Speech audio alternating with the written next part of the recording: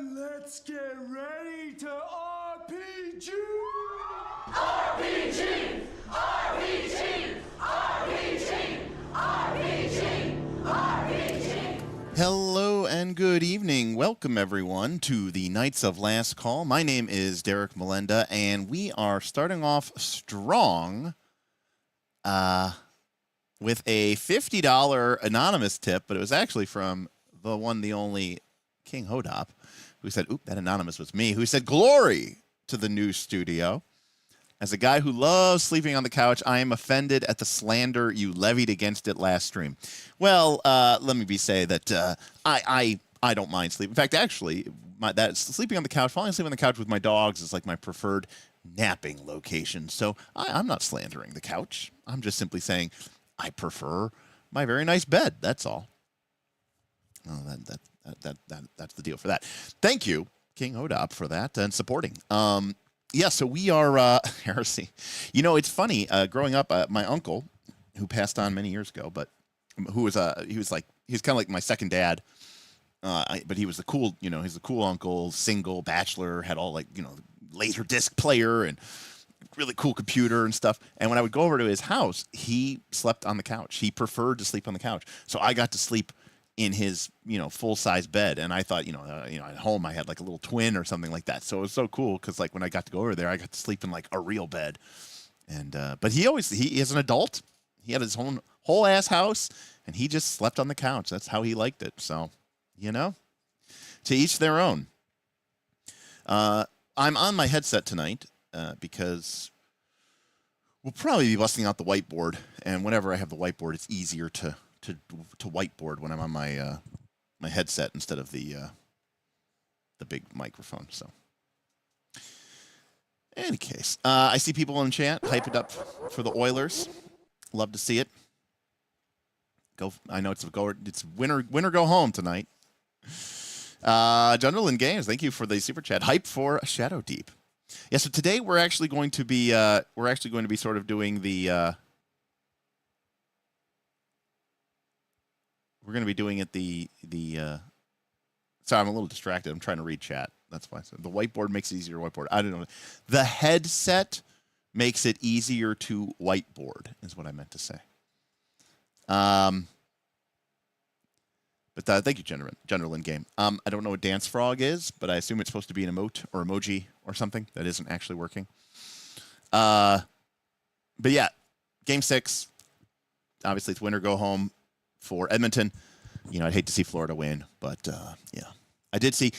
Obviously, in theory, I'm from Ohio, so I should. And the Monsters is a farm team for the minor league for the Blue Jackets. But I can't say that I'm a Blue Jacket fan, so I really would say I'm more of a Knights fan. I have Vegas Knights merch. I have a hoodie. I have a hat. I have a T-shirt. I do not own any Columbus Blue Jackets, so I guess I would say I'm a Knights fan, but. Somebody, I think it was Dr. Waite, said that they are Blues fans. And I was a kid. I played hockey as a kid and a teenager and through high school. And when I was younger, I was a huge Brett Hall fan. So I used to have a bunch of Blues jersey, Blues gear. I was a big fan of the Incredible Hall back in the day. So today we are going to be touching base on Shadowdeep and sort of vis-a-vis. We had a Patreon poll and I asked the patrons to vote, and the voting topic, which won, was actually not Shadowdeep. The thing that won was creating open-ended situations and puzzles and traps in TTRPGs. So creating open-ended situations and puzzles/traps in TTRPGs. That's the actual topic that won. But then the unfortunate pumpkin, who's here, said, I think we should combine the winning topic with Project Shadowdeep, since it's probably what we were going to talk about anyways on the next Shadowdeep stream. So, that's kind of where we are with that perspective. So while we will be talking, again, in theoretical concepts to Shadowdeep, and certainly we'll be linking it back to Shadowdeep in certain ways, more or less today, I think we're just going to kind of talk about, traps and puzzles and challenges. And this was a late poll, So the poll only finished at 5. I only got the stream 5:30. I think that's when I got to it. I put the topic up, the thumbnail up at 6. So I really didn't have any chance to prep. So we're going to be kind of playing this off the cuff today. So hopefully this is more of a conversation. I didn't really put together a nice list of. I didn't really put together a nice list of bullet points for me to work off of. So this might be a little bit all over the place. Hopefully not too much. Oh, I got to get my Project Shadowdeep. There we go. Can we ask you questions while you move bedroom furniture? Now, that is just mean, Jackal. So for those of you, we do have 2 stream goals for today. We have a super chat goal, which is to support the return of actual plays, which technically is what King Hodop was voting for. And the other one is our Origins Con Fun Fund. I'm going to be going to Origins here this week, leaving in a day. And so, it's nice to have a little extra spending money, especially since I'm not working right now. So, any money for the Fun Fund, Derek will probably use to pick up new RPGs or board games as things go. Or maybe some new dice for Daggerheart. Somebody asked, what is Shadowdeep? Shadowdeep is, I've done a lot of streams about dungeons and Megadungeons, but dungeons in general. I like dungeons. I like dragons, but I like dungeons. And the Shadowdeep was this idea of me sort of having I would say a love affair with Shadowdark. I like the vibe. I like the style. I like the aesthetic. I like the simplicity. I like the ease of play. It's a very nice entry point for a lot of people into what I would consider to be a very old school, friendly, adjacent type game. And dungeons, I think, work very well in that situation. And Shadowdeep was originally kind of a joke name, but now it seems like that might be the name as these things go, for a Megadungeon that we are, in theory, designing for Shadowdark. And of course, obviously, I'm sure it could be converted into 5e or something like that. But what I've done differently than what I think a lot of people have done is do a bottom-up design. So rather than start with, 1,000 years ago, the great king of the dwarves, received a vision of a dark force promising unlimited wealth in the deeps. He took the majority of it, he moved his clan to an ancient site where once a great meteor had struck in the long prehistory of the world. And there they began, instead of starting with lore and then being like, just the thing that's important is the lore and the story, and then we'll just fill in, some rooms and some monsters. I actually think it's completely opposite. I think that, you should start with a really solid mechanical foundation, and then add in the elements. Now, it is a cycle to develop to design, but I think that for me personally, dungeons work best when they are designed from a very deliberate, structural perspective, rather than just worrying about telling a cool story with your dungeon and then just drawing some lines on some graph paper. I like to be much more methodical and thoughtful about my approach to the design.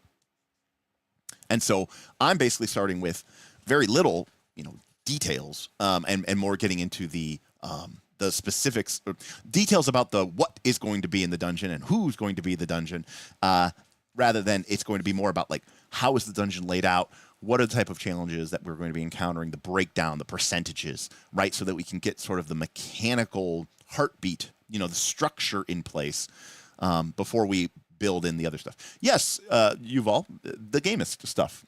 Because I think, honestly, one of the biggest problems that dungeons have is that people design them badly, and then it creates a very shitty game experience. And they end up saying, this isn't really fun to Jenga with because it's badly designed. Structurally, it is badly designed. It's boring. It's uninspiring. Even if it has a great, so to speak, lore or story, it's not going to go to play from that. So that's what our tip goal's for. Oh, okay, you're agreeing. Okay, I thought we had to fight. And then the super chat is, again, we said yesterday we'll have some more details coming out for our patrons here soon, probably after Origins, or maybe at Origins. We did get a Origins bonus stream, but we're thinking about reviving the ability for us to play in person live. We used to have a studio that we had that I paid many thousands and thousands and thousands of dollars a year for, but it wasn't financially, it didn't make any sense. But, you know, it's hard to have a studio place, so I don't have enough room for it, basically. I don't have a basement here, and I'm the only person without kids or wives and stuff like that. So then the idea was, well, maybe I can get rid of my bedroom and we can put it in my bedroom instead. So that's what we're going to do. Although I will say, as we are having these conversations, one of the conversations that we're having is about the audio situation and how we want to handle that. And I am curious, for those of you who watch a lot of these streams, how you feel about this particular setup. Obviously, I'm sure it's not as good sounding as this, but I am curious how, you know, obviously you're going from one to the other, but I am curious about how good or bad the headset sounds as opposed to the, you know, in this case, well, this is an RE20. This is a couple $100, but I am curious how much of a difference it makes. Because one of the problems I have with our traditional live stream setup is we all had these big ass, you know, boom mics, you know, and the problem with the big boom mics, which are great, is that, you know, they take up a lot of space in the frame and they take up a lot of space at the table.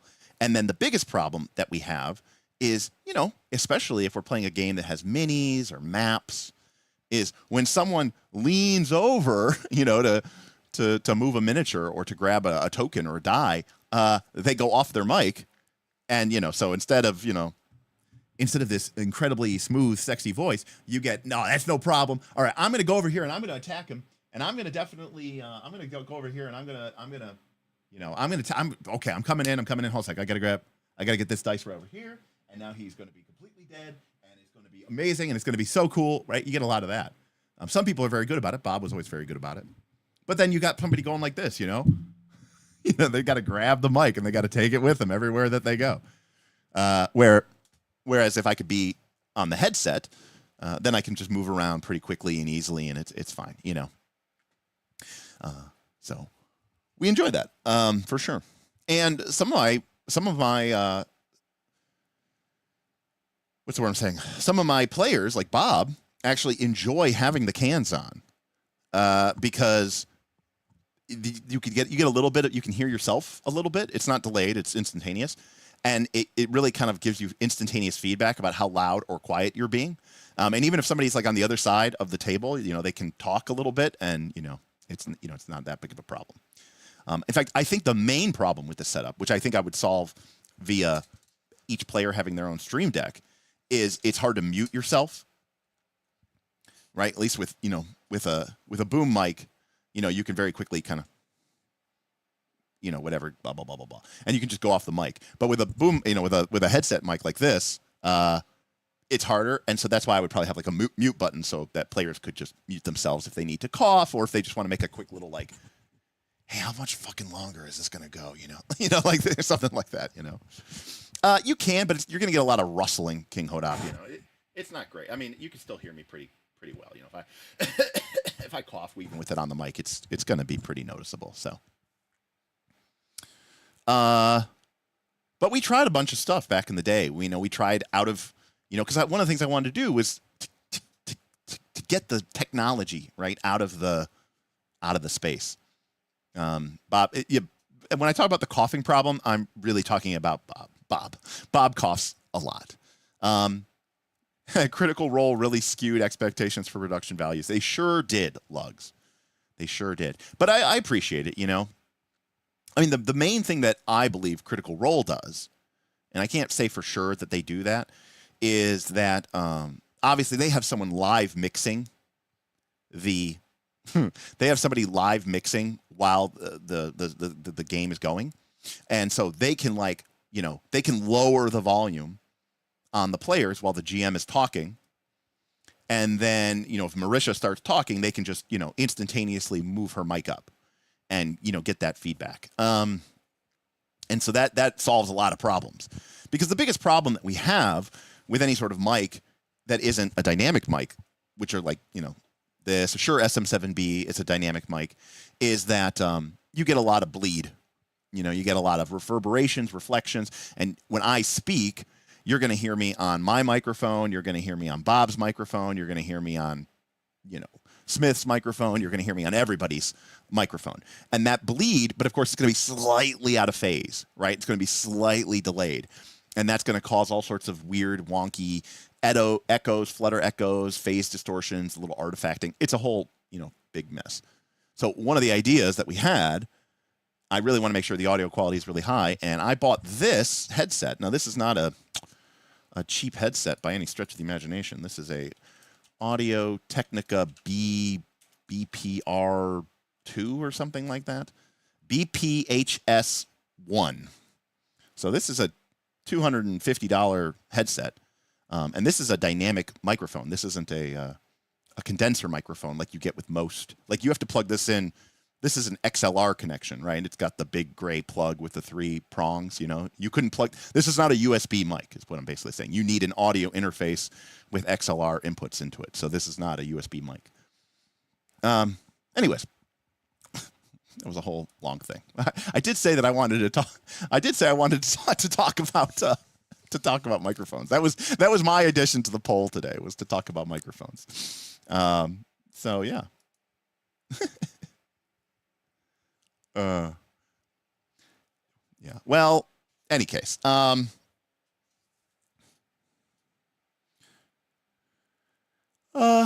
Lugs. I mean, or Sire. It's tough to listen to people who, you know, that it can just literally be physically demanding. To listen to bad audio, and that's why it's really important. I should also point out that right now, this microphone isn't going through. This is just going through a Rodecaster Pro. It's not my best audio interface. I actually have a $1,700 audio interface that we used at the studio, which luckily survived the fire. And, you know, we can put in some high-level EQ and some, you know, some nice effects to really clean up, you know, make the audio nice and crisp without overproducing it, right? Okay, long story. Anyways, point is, if you want to support us, you can do that with super chats or tips. I appreciate both. You can check us out on Patreon, patreon.com/nightslastcall, or if you head over to twitch.tv, you can give us an Amazon Prime, and you have Amazon Prime, you can give us your Prime sub for free. But yeah, I'd also, ultimately too, it also kind of depends on what my players want. But I think most people these days are pretty used to / comfortable wearing a headset for work, for, you know, Zoom calls, for playing, you know, games online. And so I think having this kind of setup, I think most people are pretty comfortable with it. So I think it'll work. Again, in a beautiful world, we would have these really expensive, you know, Sennheiser, what are they? The HK, is it the HK50 or something? It's like $1,500 or something per microphone. But even then, I don't know if that would completely work. Okay, so let's talk about what we're talking about. Now, again, I don't really know what we're talking about. I don't mean that like in a bad way. I just mean it like, you know, this is what we're doing. Okay. Yuval, that's fantastic. I mean, look, all this stuff is great, folks. I mean, I'm saying there's a couple different options that you can use to support this channel. Some of them cost you a couple of bucks. Some of them are free. I appreciate any or all of them. All right.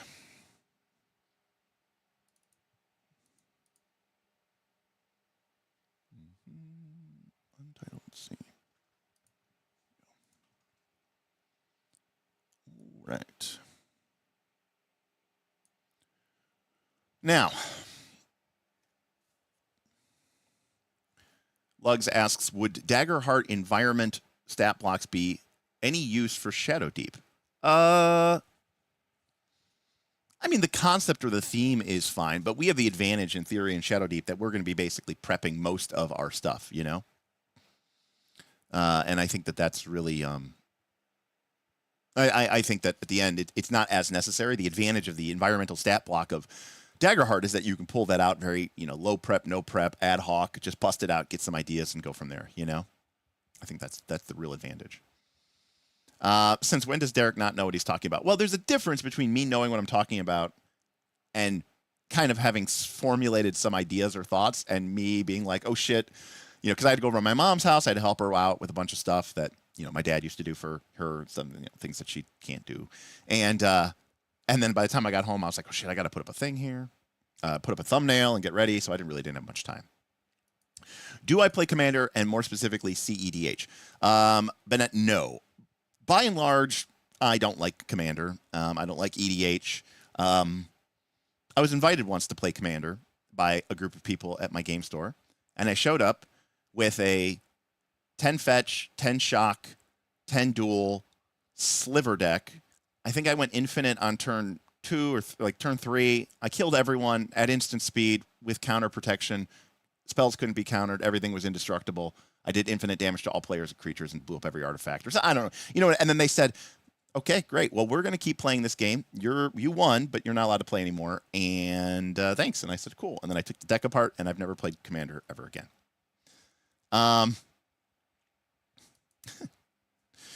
So, for starters, let's talk Derek the Monster. I could go. There's a whole separate topic about why I don't like Commander, but I do enjoy Cube. I mean, Draft these days is my favorite. I would say once upon a time, this is no longer true. So this is old. Okay, old was my favorite format was Legacy, followed by Draft, followed by Type 2, followed by Standard, followed by Cube, followed by, and I'm counting only real formats here, followed by Vintage, Constructed, followed by Modern, followed by Sealed, followed by EDH. So that was like my old order of formats that I enjoyed. And now I would say it's basically Draft and then Cube. And then it's like I don't play any of these anymore. So, I mean, it's pretty crazy. I actually didn't play during extended lugs because I played I played up to Psychotog, so I played, what was that? Odyssey, Torment, Judgment. I played up to OTJ, and then I played through, what was it? Not Scourge. What was it called? Onslaught block. So Onslaught, Legion, Scourge. And then I started to play in Mirrodin, and then I quit playing during Mirrodin. And I feel like this is when extended really took off, more or less. But anyways. That is neither here nor there. I do not know the easiest way. Well, that works. Okay. So let's talk about first what we're talking about. First things first is we have this idea of we have a puzzle, we have a trap, and we have what I'll call a challenge, or perhaps, okay. Now, these two here, trap and challenge, can be very, very similar to each other. If by Chandelar, Bennett, do you mean the old Microprose Magic the Gathering game? I have played that, if you mean the one from the mid-90s.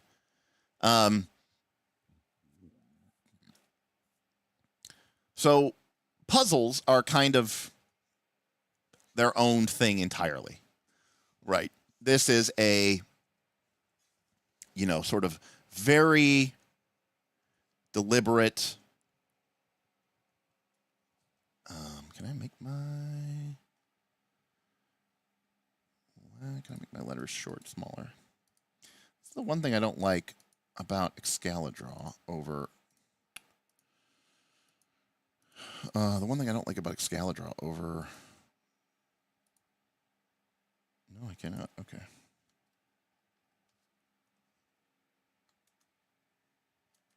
Over Microsoft Whiteboard. So this is like a very deliberate, gamey device, right? A trap is going to, or a puzzle rather, is going to always feel like it is sort of like being put here to, challenge the player.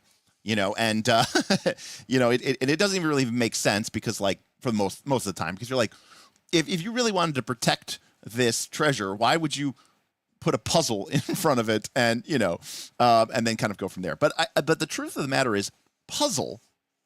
This is an explicit puzzle. Okay. Explicit puzzle, meaning, put the runes in the right order, figure out, what the answer to the riddle is, right? Like these kind of explicit puzzles, for the most part, I feel like are very hit or miss. And I think that a lot of people have really, really come to dislike them. There's also these classic issue with them in the game, which is like, who is solving them? Is it your PC or is it the player who is solving them? And, there's this classic, like, why can't I make an int check to overcome them, et cetera, et cetera, et cetera. All right. Some people enjoy them. There's a certain small category of people who do enjoy them. And generally speaking, I find them to be like a pretty difficult for most people to create or to make. Now, I love puzzles in real life. I used to do the Gen Con puzzle hunt every year, and they were pretty crazy and insane and a lot of fun. But that it was very player focused. It's not very PC focused. Now, the reason why I say explicit is because there are the examples of what I will call puzzles that exist in the challenge bracket. Okay.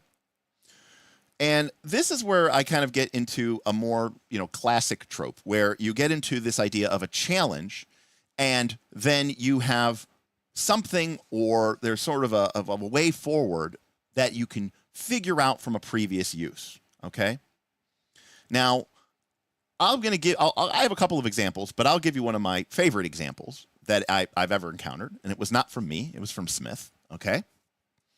And that is, we were in a dungeon, a basic dungeon, and we were in a room, and in the center of the room, okay, there was a small arch, probably no bigger than a foot tall, and it was in the ground in a pedestal, like on a circular plate, okay, that we could see. And it looked like it could rotate. And, there were some symbols on it that we really couldn't have figured out. There may have been something in this room.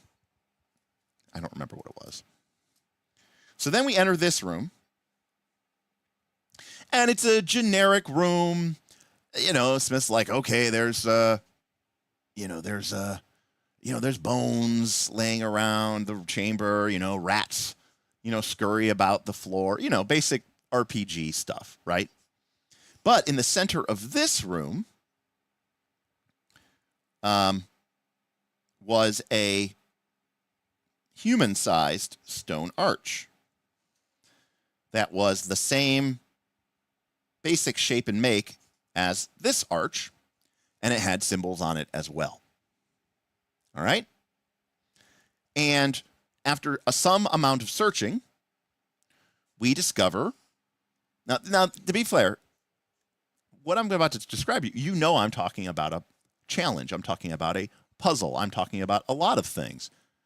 But the answer is, surprisingly, you don't have to make these things this complicated to really create a great play experience for your players. And honestly, I think the best challenges or puzzles are honestly solved in 5 to 10 minutes. If, you know, when I don't know exactly, there's so many GMs out there who get mad when they create a challenge and their players think about it, come up with a clever solution and or figure it out and then solve it. And I go, what did you want them to do? Like, spend an hour on that? They're going to feel great. They put 2 and 2 together. They remember that, you know? Keep it, Runeforged. Keep it simple. Keep it short. That's great advice. All right. So anyways, you know, we're looking around and someone notices that the runes are the same on this arch. Okay. But the person who had looked at this arch noticed that the runes on this arch are the same, but they go in the opposite order. And that's when looking around, we discover that there is an exit from this room. It's a very small exit, right? Like a 6-inch tall, 6-inch small tunnel that leads out of this room. Okay. Now, you at home, we're talking about puzzles and challenges. So obviously the challenge is, you know, oh, hey, you know, how do we get through this small opening? Well, chat, how do you get through this small opening?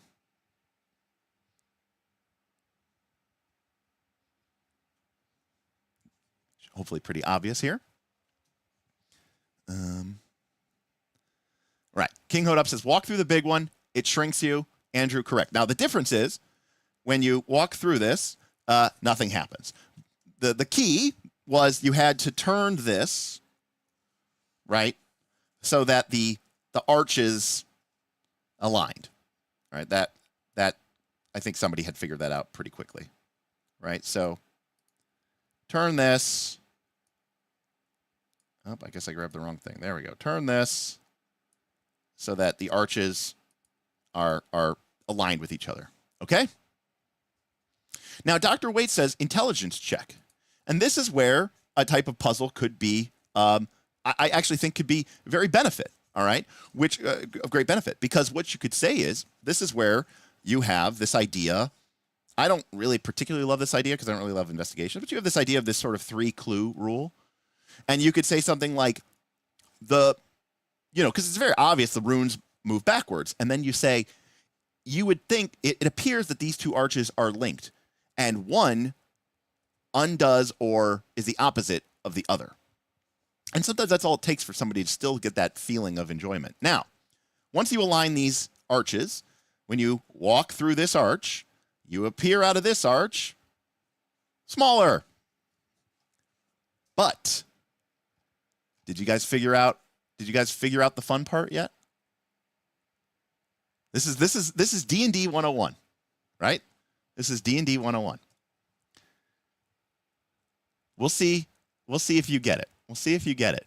No, so you walk, you're now small, so you can go back. And by the way, I don't remember what was in this chamber. It might have been just a fight, you know. No complications for it. It was just a simple fight. We beat it and won. But the idea of this chamber is to provide just enough time and just enough distraction that the party might not immediately remember about the smaller arch. Okay? Okay? And so that when you get here, there's a chance. Now, this is why Smith is a great GM. Okay? This is why Smith's a great GM. This is what I think this is actually maybe what Smith is. I mean, Smith's better at a lot of things than me, for sure. Writing, prep, thinking, but he is so good at something. And and you know what's great? I told you what it is, but we're D&D players. And so when I tell you this, you're going to have the same reaction that I did, that we all did. And this is the best kind of reaction that you can have, which is where the players go, oh, yeah. So we walk through the arch.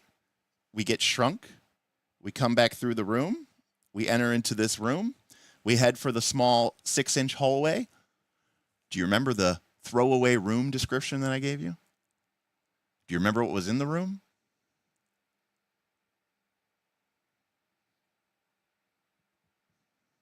See?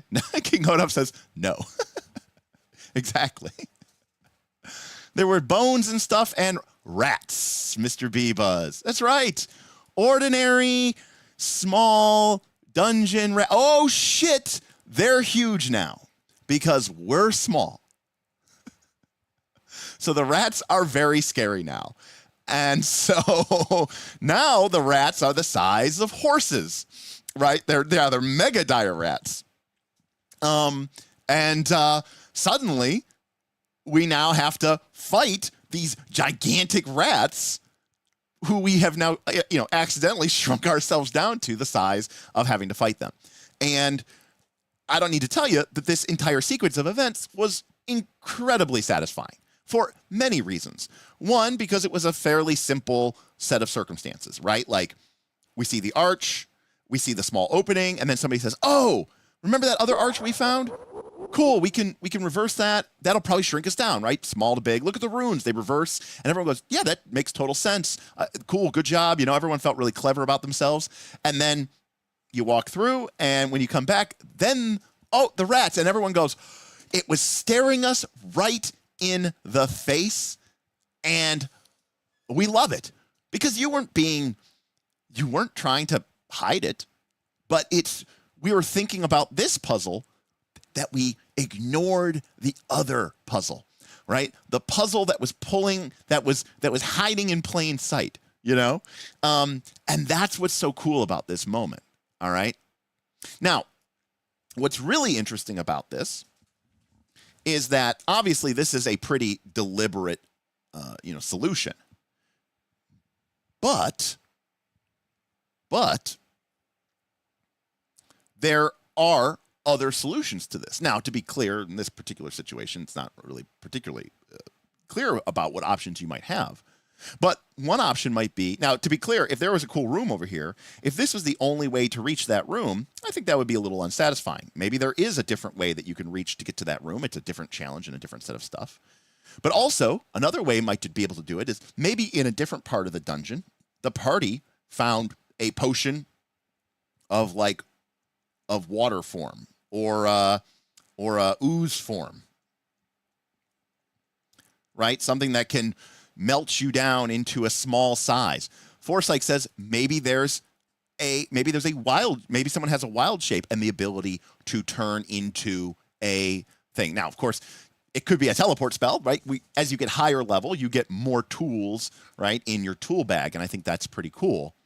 Like, for example, in this next room, maybe there's another human-sized arch, and it has the same runes as this arch, and you can turn this one on, and now this functions as like a teleporter. So now one player can sneak through in their rat form, or they can sneak through in their ooze form, and then they can turn on the teleporter so that the rest of the party members could join, and then you don't have to worry about fighting the ogre-sized, rats. The key for all of this is it can be fun to give the players solutions, because this is the other thing that's really clever about this in part of the dungeon. Now, as players, we have access to a Honey, I Shrunk the Kids machine. Now, I do think there was a limit on it. I think the Shrink Person spell only lasted 10 minutes or 20 minutes or 30 minutes or something. But I do recall that much later in the dungeon, over here, there was a situation where we needed to sneak past some, I think it might have been a Hydra or something like that, And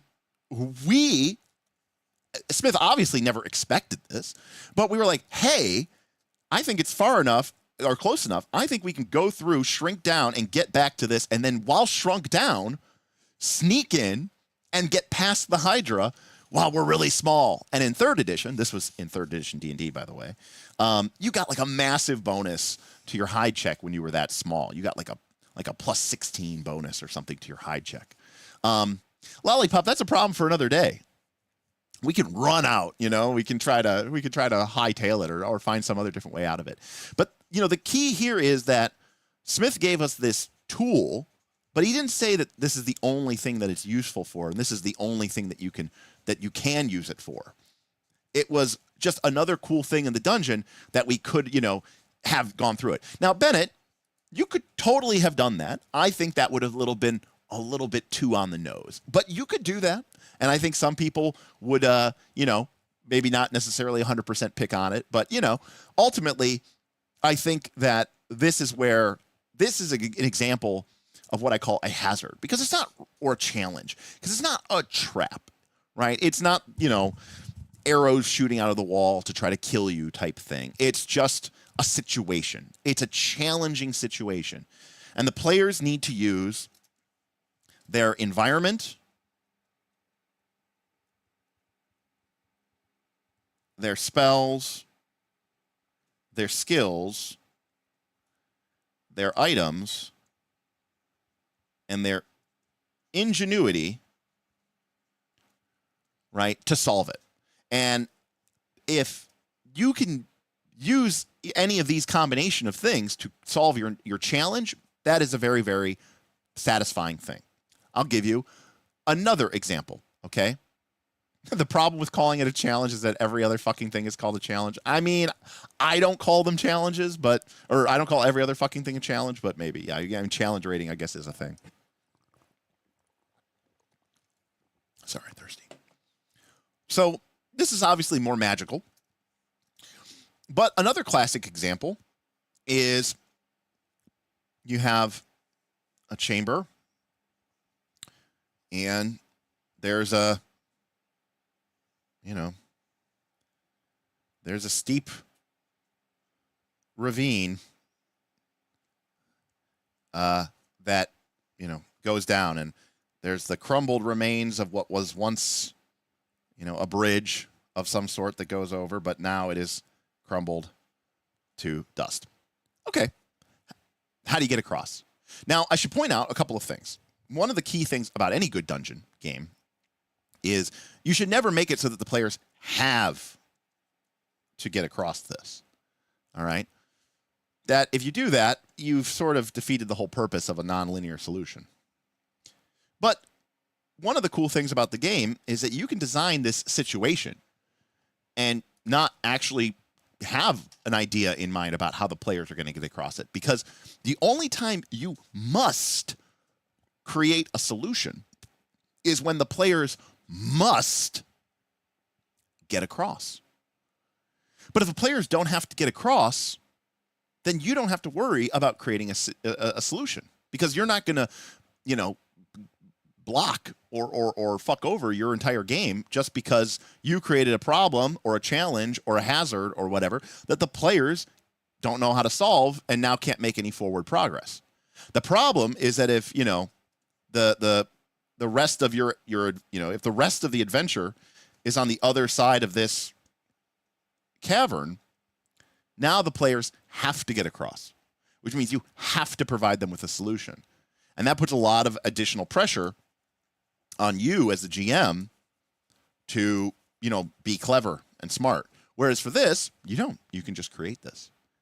And, you can obviously spice this up a little bit. You could turn it into a little bit of a combative thing. Maybe you got some orcs over here who are shooting the players, or maybe there's not orcs. Maybe the only thing on the other side of this is a glowing golden statue that sits upon a dais, and, the players are like, we want the statue. Cool. How do you get the statue? Maybe they don't cross. Maybe they use some very clever way to get the statue across without actually engaging in your hazardous bridge situation. But that doesn't mean that you, as the GM, can't necessarily potentially lay out or give options. Like, so for example, what if in this situation, I don't think telepathy would do it, King Hodapa, maybe telekinesis. But, then let's think a little bit more lower level here. Telepathy, telekinesis, these are high level, relatively high level, 5th, 6th level magic. But one option that you could have earlier is maybe there was a room where there was a, broken down portcullis, right? Like there was a portcullis, and it it got knocked down, and fell down. And now you've got this big grid, and it was just laying in the middle of some room 2-3 rooms back. Maybe a group of players says, hey, if we go and pick up that portcullis, can we use it as sort of a pseudo bridge to get across? Yeah, maybe you can. 2, YOLO. Now, this is both a good thing and a bad thing. You might have a player who has a really good jump check, and they say, I want to jump, and I want to try to make it. Now, this is where a game like any game that isn't like super, or a game that isn't very prescriptive can be a lot of fun, right? Because you might have the character who goes, okay, I'm going to jump. And this is, again, assuming a low-level dungeon, you know? So, like, maybe it's a skill check, and your mage has mage hand. It's not exactly a ton. Mage hand's not going to be able to lift somebody up and take them over. But maybe, especially if you're playing in a game that's a little bit more fiction forward, maybe the mage describes how when the fighter jumps into the air, they use their mage hand as best as they can to give them a push. Or maybe, right, you figure it out and you think, hey, maybe we don't have someone who's really good, but we have someone who's really dexterous. What if I shot an arrow across the bridge and get it to stuck? You know, could somebody tightrope walk? Could somebody tightrope walk that? Maybe. What if earlier the GM included somewhere in the dungeon a scroll of spider climb? It's not that high a level spell. It's only a level 2 spell. Or what about levitation? Okay, well, levitation just goes up and down.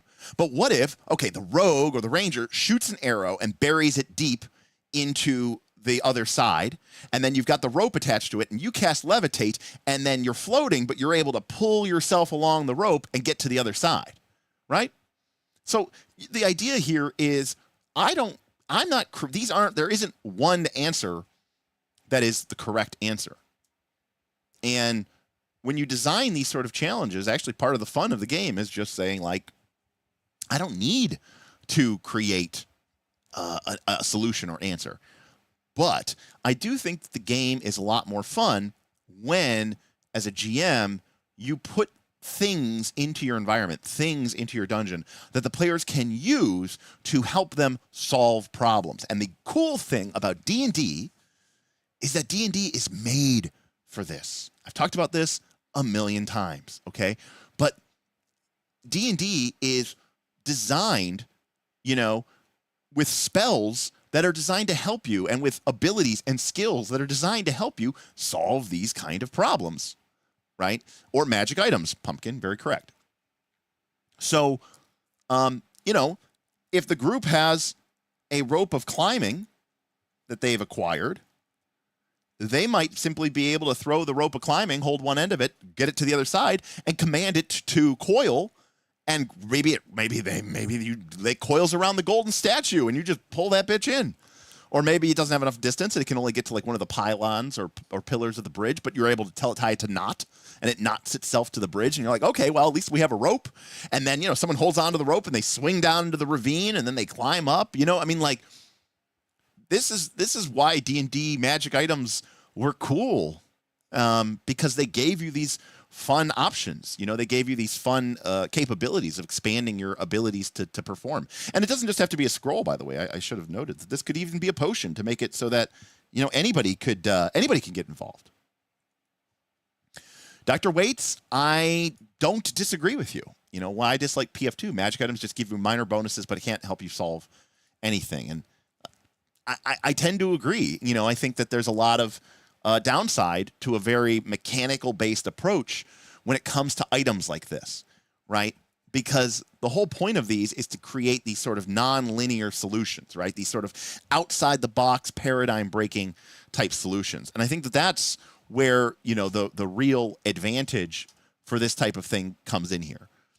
But ultimately, if you want to design sort of a good, hazard, what you need to do is, number one, you have to create the core challenge or the core hazard, since Hodop doesn't like the word challenge, right? Something that is going wrong, is a problem. It's not necessarily a trap, okay? But it's a challenging set of circumstances. The class, now, of course, remember, too, as players get higher level, these challenges become less and less because eventually you become, I just cast Fly Spell and we go over it. And there's nothing inherently wrong with that because that Fly Spell trivializes that challenge. But the player had to level up. They had to earn that access to that ability. Not every group is going to have access to that spell. Not every group is going to have access. They won't have memorized the Fly Spell today. So there's nothing wrong with awarding or rewarding people to a certain extent. But there is a reason why at a certain point in D&D, the spells become so trivial. The spells become so good at trivializing these kind of challenges. And you know what the answer is? Contrary to what Pathfinder 2 and D&D 5e would have you believe, the truth of the matter is I don't think that the game experience should be the same for 20 levels straight. I think it's okay for certain challenges to just not be a challenge anymore because the party, in theory, has been doing them for months or years in real life. And there's only so many times that we can, I don't know, try to get across, it's a ravine of magical lava. There's only, even though it's now a level 15 Cavern of Doom, it's boring, So at a certain point, you just have to move on or create extremely new challenges, right? And we can get to those in a certain point. But, we obviously talked here about a ravine and, low-level stuff and all this other stuff, but it could be in a lot of things. It could be a classic one is a flooded or flooding chamber or corridor. Right off the bat, you go, yeah, there might be something down there. There might be something valuable down there. There might be something that you need down there. How do you deal with a chamber that periodically floods with water? Do you have people who can swim? Do you have people that can breathe water? Do you have a way to move quickly through the water? How are you going to manage the water? Are you relying on flame to provide light? If so, how are you going to deal with that? And when the players can work together as a team to cobble together a solution, that's teamwork. That feels really, really good. But, so you need to have something like, you could have a flooded chamber. You could have a vault, a pit or a vault. You could have, there's a great example. Hey, what's up, Rich? Rich says, drain it and kill the aboleth. That's another classic Smith. This is one of I think I've told this story before, but my buddy Rich here in chat, we were playing, I was a player. Smith had a dungeon. And I remember it very clearly. We came in from the south, and we came into a chamber, and there was pillars, and there were ancient hieroglyphics written on the wall. This was a very ancient chamber. In the center of the room, there was, with a small stone lip around the edge of it, a large, dark pool of water. And as we entered into the room, I think the door closed behind us, and inside, tentacles came out, and the horrific many-eyed form of an aboleth emerged, right? These aberrations from a dark era, horrific monsters, mind control power, terrible. And I went, well, we're dead. We're dead. And I remember we were playing in my apartment, actually, I think. And I left, and I went to the bathroom. Sorry, that's not my character. That's me. I left. I went to the bathroom, and I was like, we're just dead. And I'm sitting there. I remember, I think I'm pissing, and I remember just being like, I don't know. We're just dead. Damn you, Smith. We're just dead. I come back, and I hear people cheering. And I look in, and my buddy Rich is sitting there, like, leaning back in his chair with his hands across his chest, like, smiling, grinning from ear to ear. And I'm like, what happened? And someone goes, Rich killed the aboleth. And I said, what? And he goes, yeah, turns out this pool of water isn't that deep, and he just cast a control water spell and lowered the water, and it lowered the water so quickly that the aboleth basically is now just flopping around on the ground, and we looked it up, and the aboleth isn't amphibious. It's aquatic. That means it can't breathe the air. So it just drowned in the air. That was awesome. We loved it. That was like one of my favorite victories of all time. You know? And again, I get it that some people who think like that's lame as shit, but my group was high-fiving each other, and, you know, here we are, 20 years later, Rich? And you're bringing that, and we're still telling that story. And so it was just it was a really, really satisfying solution. So even as a fight, it became a sort of a we reverse waterboarded a fish, exactly, an ancient psionic aberration fish, but a fish nonetheless.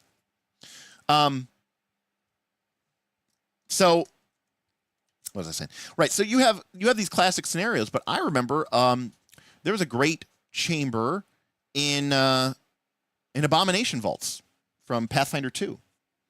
And there was this chamber that you had to move through. And, you know, the shortcut was to kind of quickly go through over here. But over here in the corner, there was some kind of treasure. I don't exactly remember what it was. But the room was filled with this like fungal spores and like fungal dust. Right? And, you know, it was Pathfinder 2, so it had a lot of rules and stuff like that. But fundamentally, just having a room where you say, hey, you know, this room is filled with poisonous spores. How are you going to get through it? And you're like, well, we could just, you know, hold our breath and rush through it really quick. Okay, potentially. But what about this treasure in the corner? Are you going to ignore that? And players might say, yeah, I think we could. And you say, okay. The spores, you know, fly up and flutter in your face.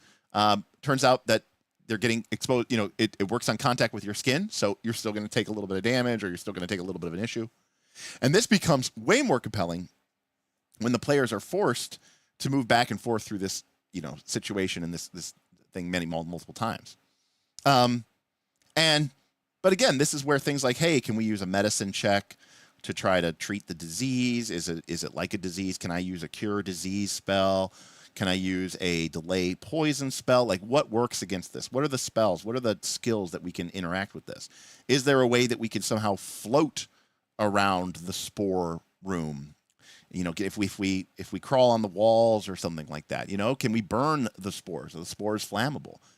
Ultimately, you know, you're not here to try to, like, I don't know, TPK the party. You're just here to get them to engage with the environment and come up with good solutions, and then say, yeah, that sounds reasonable. And if it doesn't, we'll roll a die and we'll find out what happens. But, you know, so you've got this idea of, you know, you've got spores, you've got, you know, a collapsing or, you know, a rickety structure.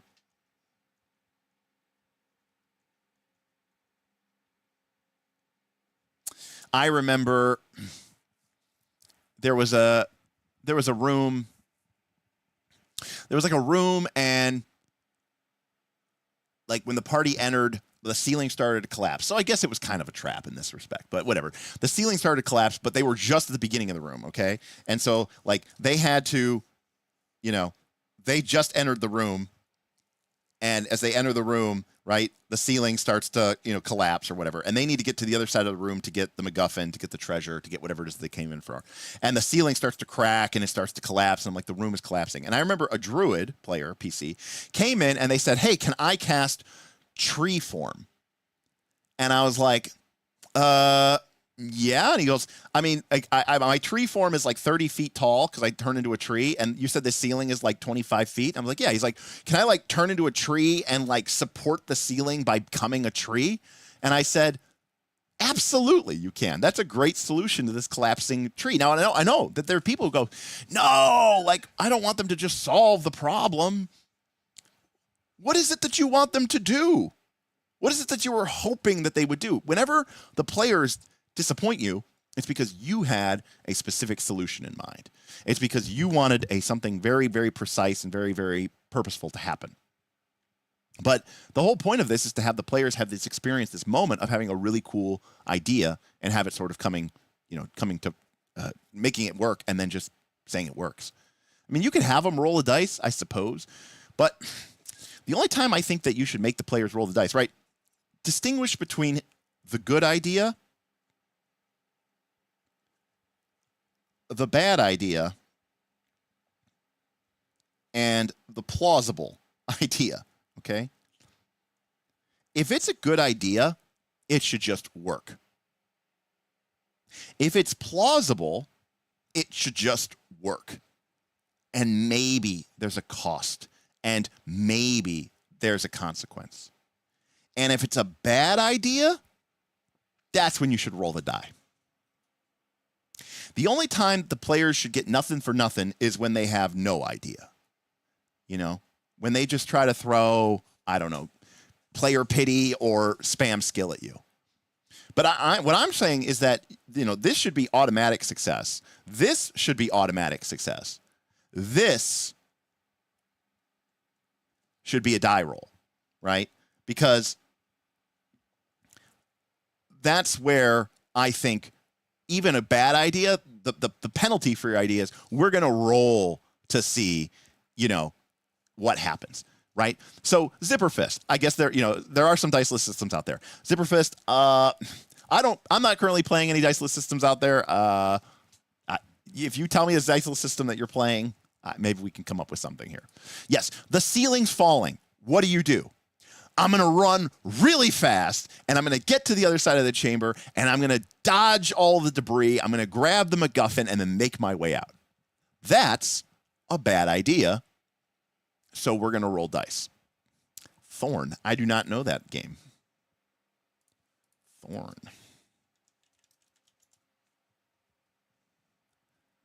It looks like it is an itch.io game.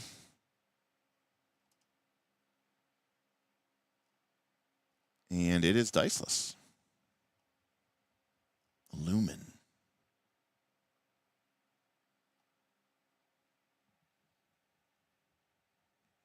Well, Amber's very, very old. What game did we just look at from them?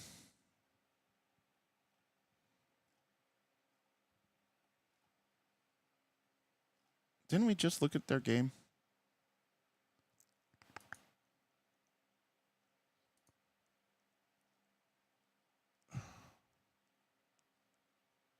I don't remember. Why did I feel... Or did we talk about Slayers? I don't remember which of their versions of their games we looked at. We looked at something of their games.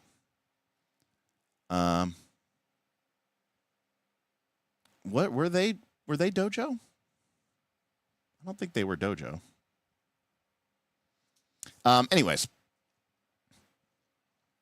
Yeah, I don't remember either. But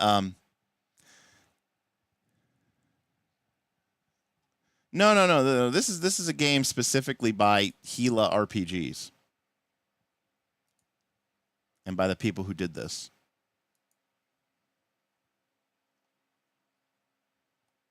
I don't remember which game. Somebody brought up this game before, but I don't remember what it was. Any case, well, if in the case of a diceless game, I would say you should resolve it the way that the game suggests that you should resolve it, I guess. Okay, so anyways, back to what we were talking about.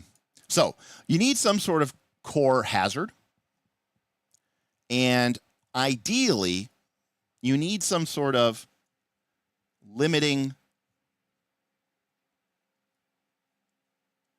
factor, right? And this is basically like, why can't you just brute force this problem? Sometimes it's not necessarily the worst thing in the world. But if the solution involves like the classic, I'm not saying this is a bad thing. I mean, it's a thing. It happens. But you should try really hard. And most games are going to deal with this because of random encounters. But the classic example is you have, I'm going to use a really bad example, but it's the classic example. You have the chamber and there's a pit in the middle of it. And the players go, cool, I'm going to dig a tunnel through the wall, into the wall, out the other side, and come out over here. Now, if you're using magic to use that, or if you're using stone shape to do that to a certain extent, I'm fine. But if you're using like pickaxes and crowbars, that's problematic.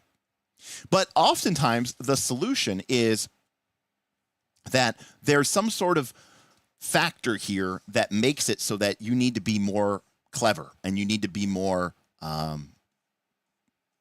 dynamic with your solutions.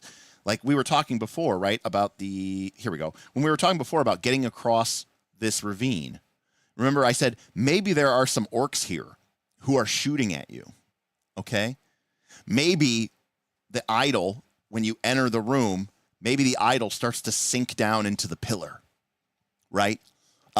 Maybe there's a bridge, but it's rickety and it's starting to collapse, right? You want something that's going to make it, so maybe the magic here is unstable.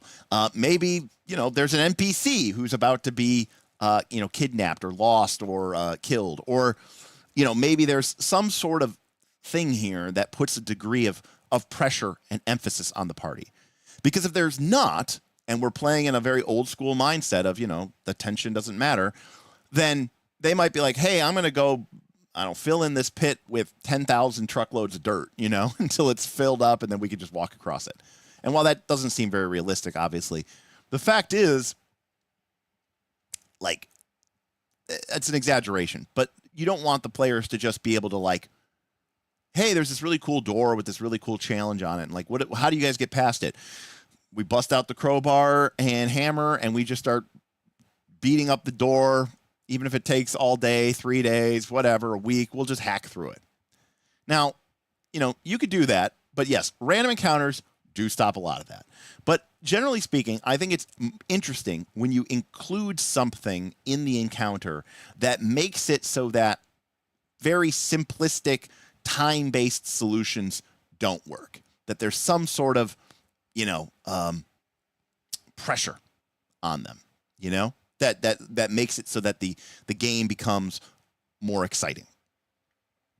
And then lastly is there needs to be some kind of risk and reward. There has to be something that is very clearly worth encountering or dealing with this challenge for. There's also sort of a sub-possibility, I'll call that 3A, a 3B, of a complication. Thinking in terms of our Daggerheart here, which is, maybe that, when the ceiling collapses, it traps you on this side of the dungeon. You can't get back out the way that you came through. So the it's not necessarily a direct attack on the party, but the party made their way through this challenge, but now that they have beaten it, there's this additional complication. The way that you got in is now blocked, right? A classic example that was sort of being alluded to earlier is, what if you use some spell or scroll or potion to get through an area or a challenge, and then you keep exploring the dungeon on the other side of the room, and then that spell gets dispelled or the duration loses its duration, and you lose that spell or ability, and now you're stuck on the other side of the challenge or the hazard that you overcame using that ability. Great, we got across by using the potion of spider climb, but then we got distracted on this side of the dungeon and the potion of spider climb expired. Now how do we get out? And that could be a lot of fun. And again, as a GM, you shouldn't feel like I have to come up with a solution. Do I have to put a potion of spider climb in every room? No. Trust that your players are going to come up with a clever solution and be generous and be understanding. And ultimately, it's D&D. So at the end of the day, sometimes if you run out of good options and you don't have any clever solutions and you don't have any good spells or skills or items or ingenuity, and the environment, it's not helping you, you know what you do? You YOLO. And like the price, like the worst, the worst case scenario is basically you go, you fuck it, I jump. And, one of the beauties of one of the things about playing with my group of friends is they lose, some of my players lose patience really quick. And so, like, the players be sitting here, like, going, like, well, maybe we could construct some sort of suspension bridge apparatus. And maybe if we used our pulley system, how much rope do you have? And then somebody, Smith or Tim or something goes, I jump across. I jump across. Just let me know if I die, do I make it? Great, cool. We can, because either way, this is a win for me. Either we get across and we can continue moving through this dungeon, or I die and I could I don't know, go home and I'll see you guys next week. Right, Ellie, enough talk. Just throw the dagger, That's great.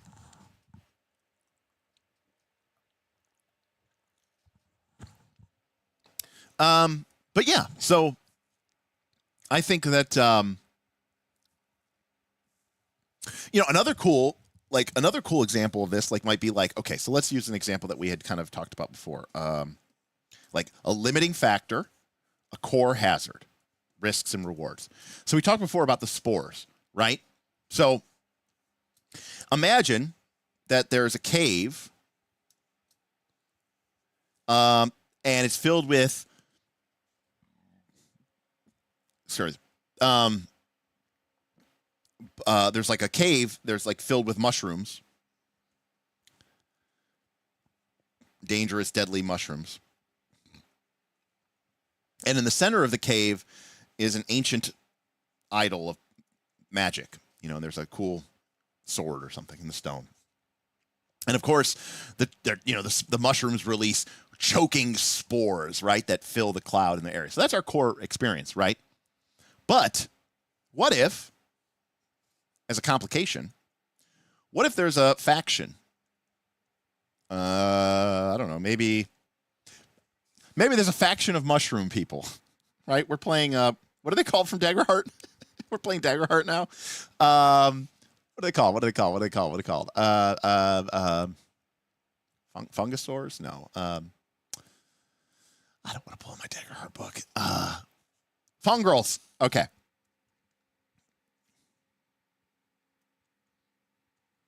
Okay, fungrel. And maybe they tell you that grove is sacred to them. Hell, maybe the players do some investigation. They find out that maybe these are, their ancestors. And when the fungrel go old, they go there to become basically a permanent mushroom.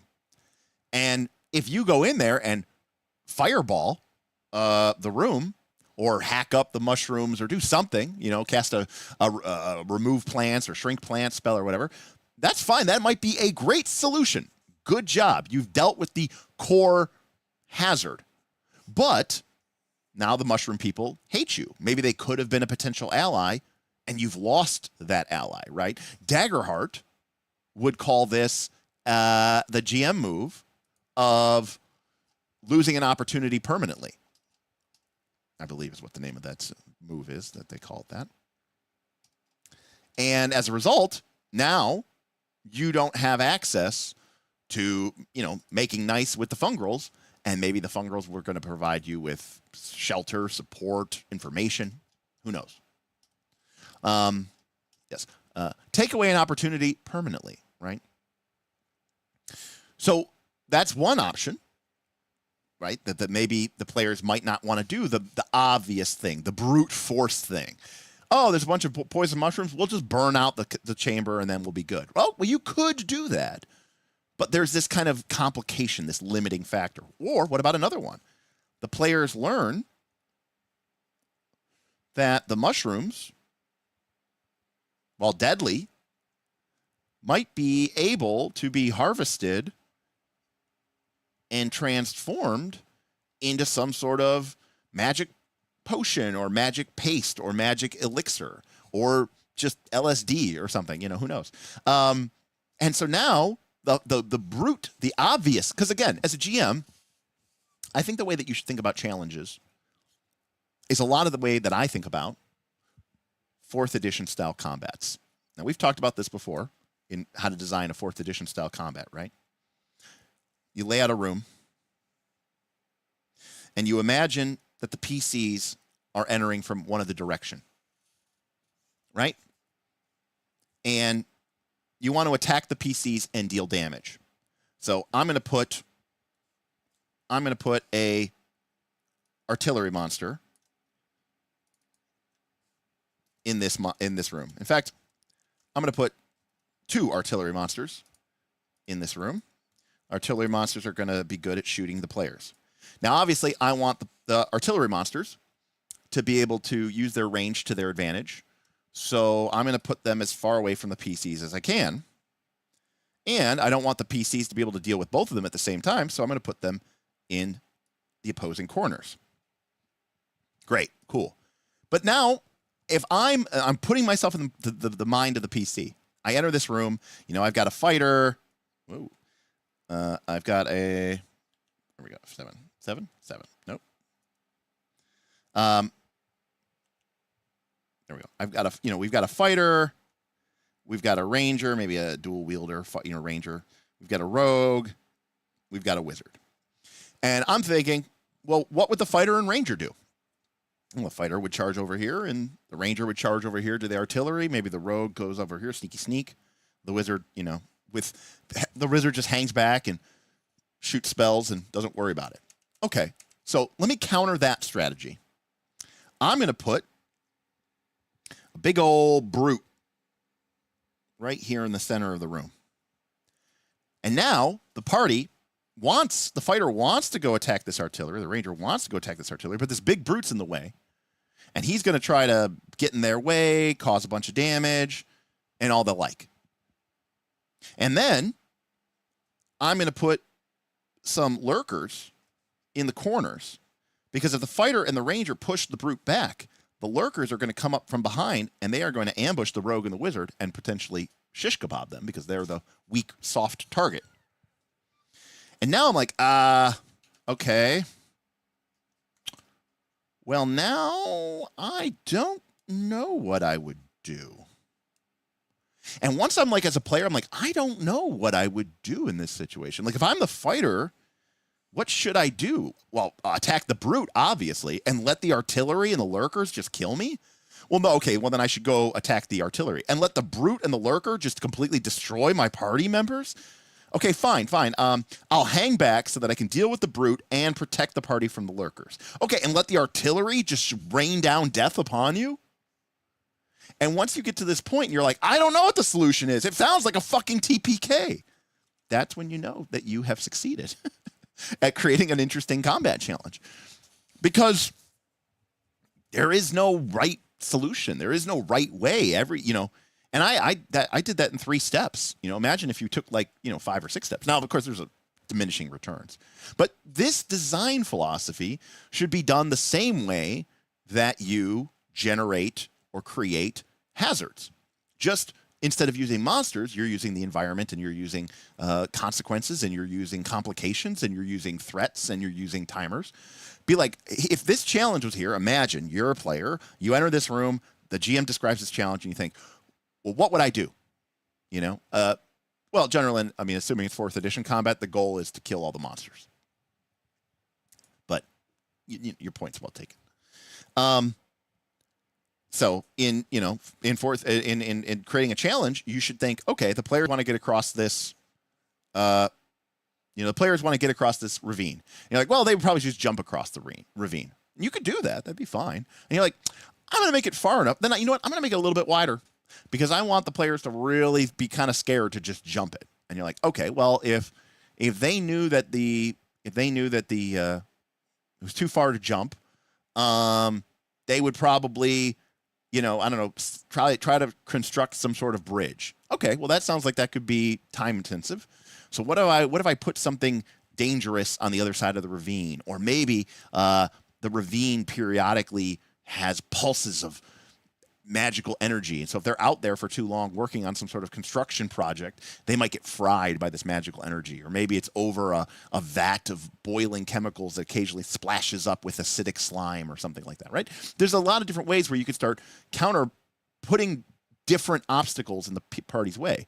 And that means that they have to be more creative about their solution. Maybe they have to take apart the obstacles one at a time. That's usually going to involve bringing in more additional characters with a different skill sets. Maybe one player can deal with one of the complications, another player deals with another one of the complications, and it's the third player that actually, deals with the core hazard. So the same thing is true here when we're talking about our mushroom cave. We've got mushrooms. We know what the core hazard is, poisonous death mushrooms. We know what the reward is. The players want to go ahead and get this artifact. But they could just blow it up. But what if we use, and if you want to be really nasty, you make both of these true. The mushroom people think the grove is sacred. They do not want the mushrooms harmed, or they will become death enemies to the party members. But the players have also learned that the mushrooms can be harvested and turned into a really cool magical potion. And even cooler is if that magical potion is like the key or the solution to a different issue or a different puzzle in a different part of the dungeon. And now the party's like, well, shit.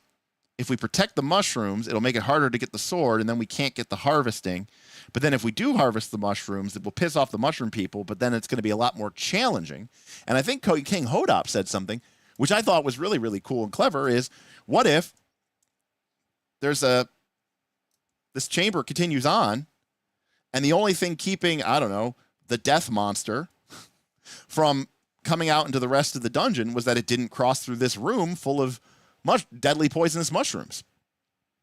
And now, by removing the mushrooms in order to get to the item or to harvest them, this is the unforeseen complication, right? This is the unforeseen challenge. This is you make it through the collapsing chamber, but the chamber collapses behind you, and now you're stuck on this side of the dungeon. Well, now you've gone ahead and released this really, scary monster. And as Viking says, love solving problems by creating new ones. Precisely. Which I think is really, really cool. But I could see another situation. Maybe the party finds, they find a vat of green slime, and they're like, hey, are green slime immune to disease and fungal spores? And we're like, I'm probably, yeah, probably. Cut to somebody's using control water and a tensor's floating disc, and they're like puddling, they're like scooping an acidic slime into a tensor's floating disc, and then they're like bringing it out into this chamber, and they're releasing it so that it'll dissolve all the mushrooms or something like that. I mean, it sounds crazy and stupid and silly, but that's exactly the point. This is the other side of D&D. When people talk about, which is, by the way, completely a 5th edition creation. Not saying that it's wrong, but that it didn't really exist before 5th edition. But when people talk about the exploration pillar, to me, this is the exploration pillar, right? We know what the combat pillar is, and we know what the social pillar is.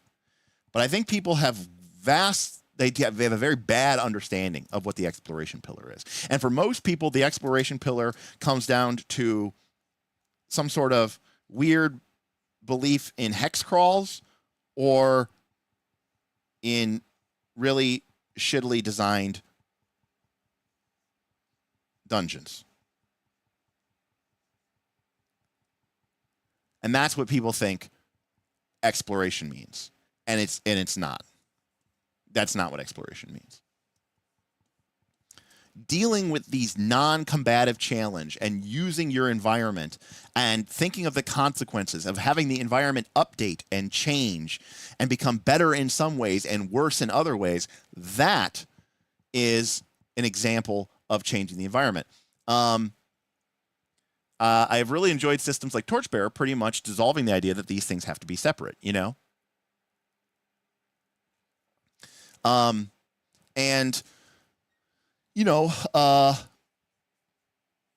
a great example from our Torchbearer campaign is early on, the party found this room that they thought was a tomb, and it had 4 skeleton laying on stone biers, not sarcophagi, on biers. B-I-E-Rs. And they saw that they had these jeweled golden torques, these golden metal rings with jewels on them around their necks, and everyone was like salivating. And they wanted to get them. and the Sunday party ran away from them, and then the Saturday party encountered them and destroyed them. It was a slaughter. Good for the Saturday crew. And then they stole. They took the torques off of the necks, but in doing so, they accidentally broke this ancient seal that was keeping a powerful demonic presence at bay. So this is an example of where the actions of the party, right, created a new challenge and created a new hazard. And in this case, it's one that they have created, right? And like all things, right? And now the Sunday crew has to clean up the mess.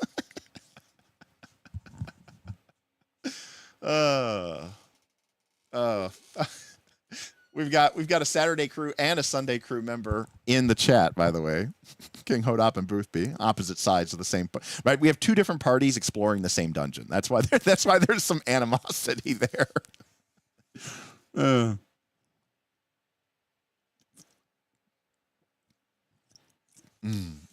So yeah. So anyways, this to me is the key. Now, this kind of applies to traps too, but I do want to kind of highlight one other thing. I'm trying to think of a way to say it. This is where I wish I had more time to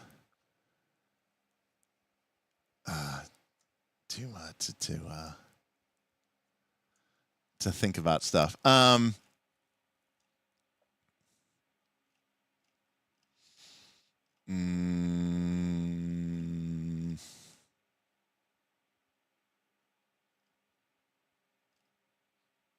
Okay, so like,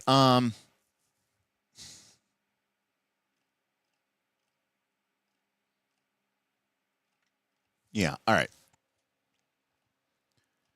So I think one of the things that you really want to do here is,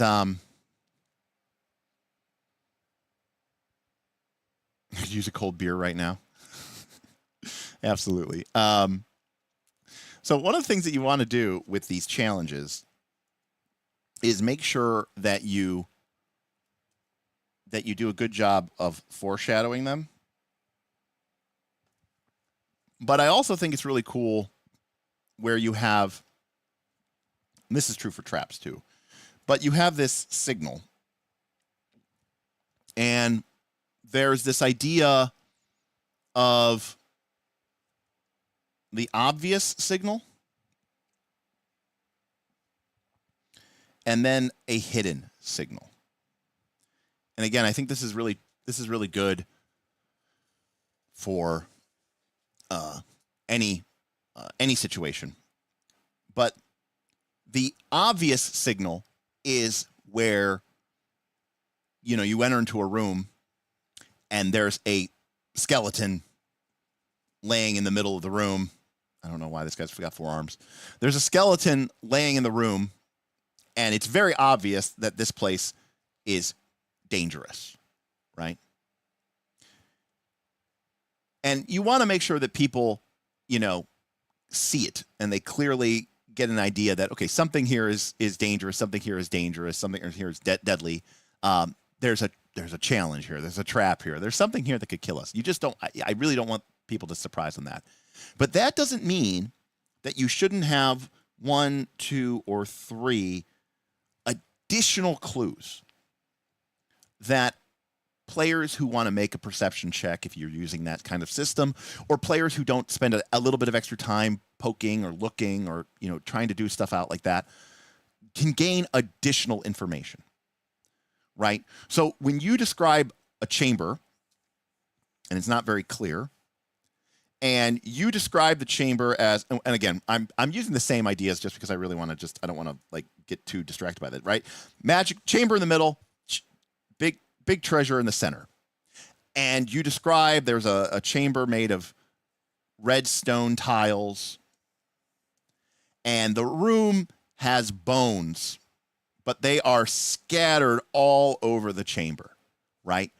Dozens of skulls, hundreds of ribs, femurs, you know, and it's like scattered. It's almost chaotic. It's almost, you know, everywhere. And you're kind of like, okay, so what happened? And then someone looks a little bit closer and they notice some holes on 3 sets of holes on each wall.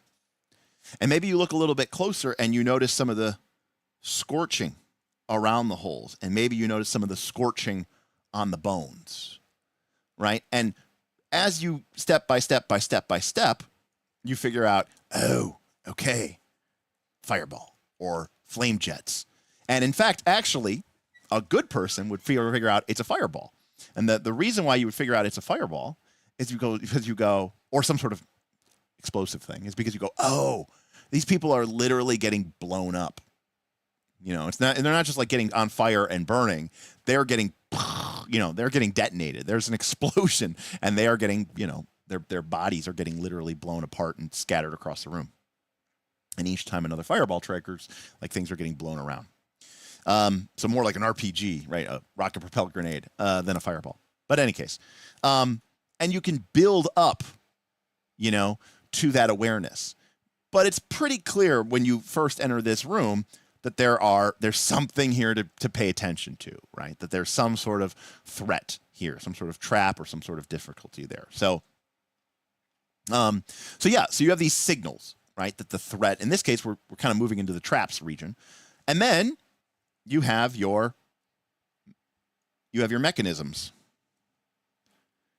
You have your trigger, right? And you have your source. Okay, and sometimes you have your power. And these to me are sort of what you need in order to have a good trap. What triggers it? Where does the trap problem, come from? And what powers it? What is the source of this, this trap's deadliness or danger?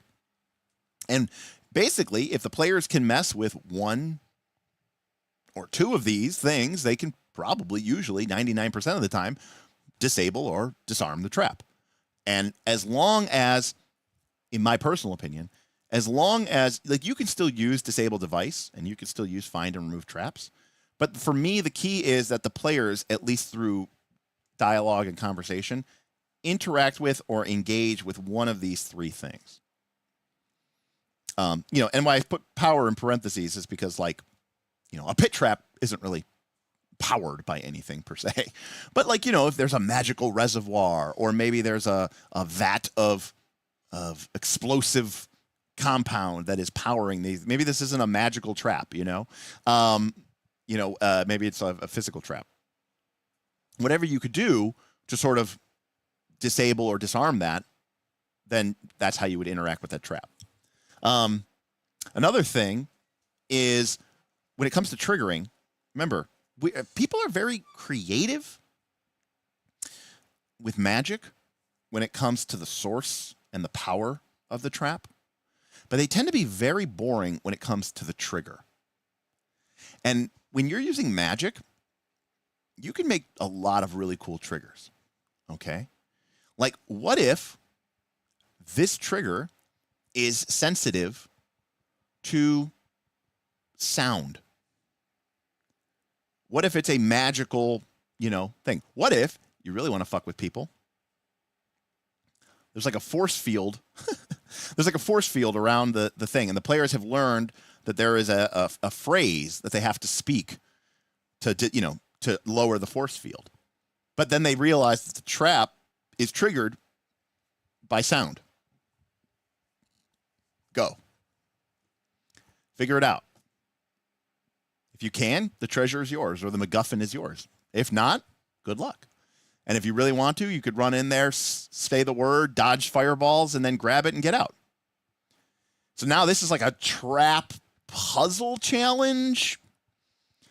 And like I said, that's why I said the lines between these things can get pretty blurred. But like I said, I think that even a combat fight, a monster can be a puzzle, right? Remember what I was describing before about the aboleth? That we turned that into a puzzle. What if it's a fight versus a room full of fire elementals? And you go, oh, fire elementals, cool. We bathe in that holy water basin from that ice goddess that gives us fire protection for 20, for 30 minutes, and then we go and fight the the fire monsters. Well, they pretty much can't do any damage to you. So, yeah, I guess they're dead and you're fine. Cool, you solved that fight. But just like YOLO is the way that if you don't have a good idea, you kind of just say, fuck it, I'm going to try to jump over the cliff, roll the die, hope for a good number. In old school games, especially, that's what combat is treated like. Now, I'm not saying there's anything wrong with enjoying combat. Far from it. I like fighting. In fact, one of the things I like about Daggerheart is that Daggerheart says our game is about narrative, cinematic moments and character development and cool cinematic fights. I like that. I like fights. Fights are fun. But there's an old school philosophy in old school games, or at least most of them, or at least in most OSR games, right? That combat is a fail state. And because combat's very dangerous and deadly, and because you don't have a lot of get out of jail free cards, and you don't get a lot of you die pretty easily, and you don't have the kind of, I would say, robustness and rigidity that most modern characters have from modern RPGs. Getting into any combat is considered pretty dangerous for your character's well-being, even if it is quite fun. It turns out actually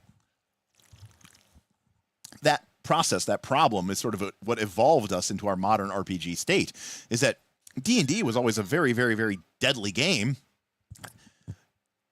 especially with combat, but it turned out people really liked fighting, and they really liked combats, and especially as they played in the 90s, and they started playing games like, Diablo and all those other games, they were like, I really like fighting. This is a lot more, I enjoy this. And so when 3rd edition came out, they said, we probably need to make combat less dangerous and less deadly, because it turns out that people really like fighting stuff. But anyways, so we view that combat as a fail state. Well, the same thing is true for these puzzle situations. If the players figure out what the trigger is and what the source is, and they said, well, we can't figure out a way to avoid the trigger, but maybe we can deal with this power. The power is fire damage. Well, what if we cast protection from fire spells? Would we be okay? And I'm like, yeah, you'd still take a little bit of damage. The resist fire isn't going to be able to protect you fully, but instead of taking 35 damage, you might take 15 damage, and you might be okay with that. That might be an acceptable trade-off for you, Are you generally good with allowing the trigger to set off the trap before they've learned about the trigger, if they have indeed tripped it? Oh, Zipper Fist. Yes, absolutely. 100%. Otherwise, I don't know how the trap would really work, If anything, I think there's some sort of a trial and error type of process to figure out what the trigger is. But I'm just saying that, it doesn't just have to be based on a tripwire or a pressure plate. I usually see tripwire or pressure plate, or you entered the magical. I'll be honest with you, Pathfinder 2 is fucking horrible, and it literally has as a trigger for a lot of its traps, you entered the square. It's not even entirely sure or clear what that means. Imagine a trap. And Tim's here. I've done this before. Imagine a trap that has a visual trigger, right? It's like a magical clairvoyance effect. It's essentially a magical security camera, and it's looking for you. So now suddenly you can hide. You can use darkness. Maybe you can use invisibility, right, to get out of it. We've mentioned the sound-based activation. What if it's racial? What if it only triggers against, elves, humans, and dwarves? What if it only triggers against, what if the players have an ability to maybe use illusion magic to disguise themselves as a different type of creature and the trap doesn't go off? Maybe it's based off of an object that the players have or don't have. Maybe if the characters are carrying one of the orbs, the trap doesn't go off. But if they don't have the orb, it goes off. But if they do have the orb, it's fine. Maybe they can fake the orb. Maybe they can come up with a solution. Maybe they can go get the orb. So there's a lot of different cool ways that we could do this that I think are much more satisfying than you stepped on that square, which gives us a lot of really interesting, type of scenarios. I've used an example. What if the player just says, I roll disable device and picks up a die? Yeah. Well, that to me is symptomatic and of two things. Boothby. It is symptomatic of a player and a system. Okay. So it's not just the player's fault. It's the system. It's the examples of a player and a system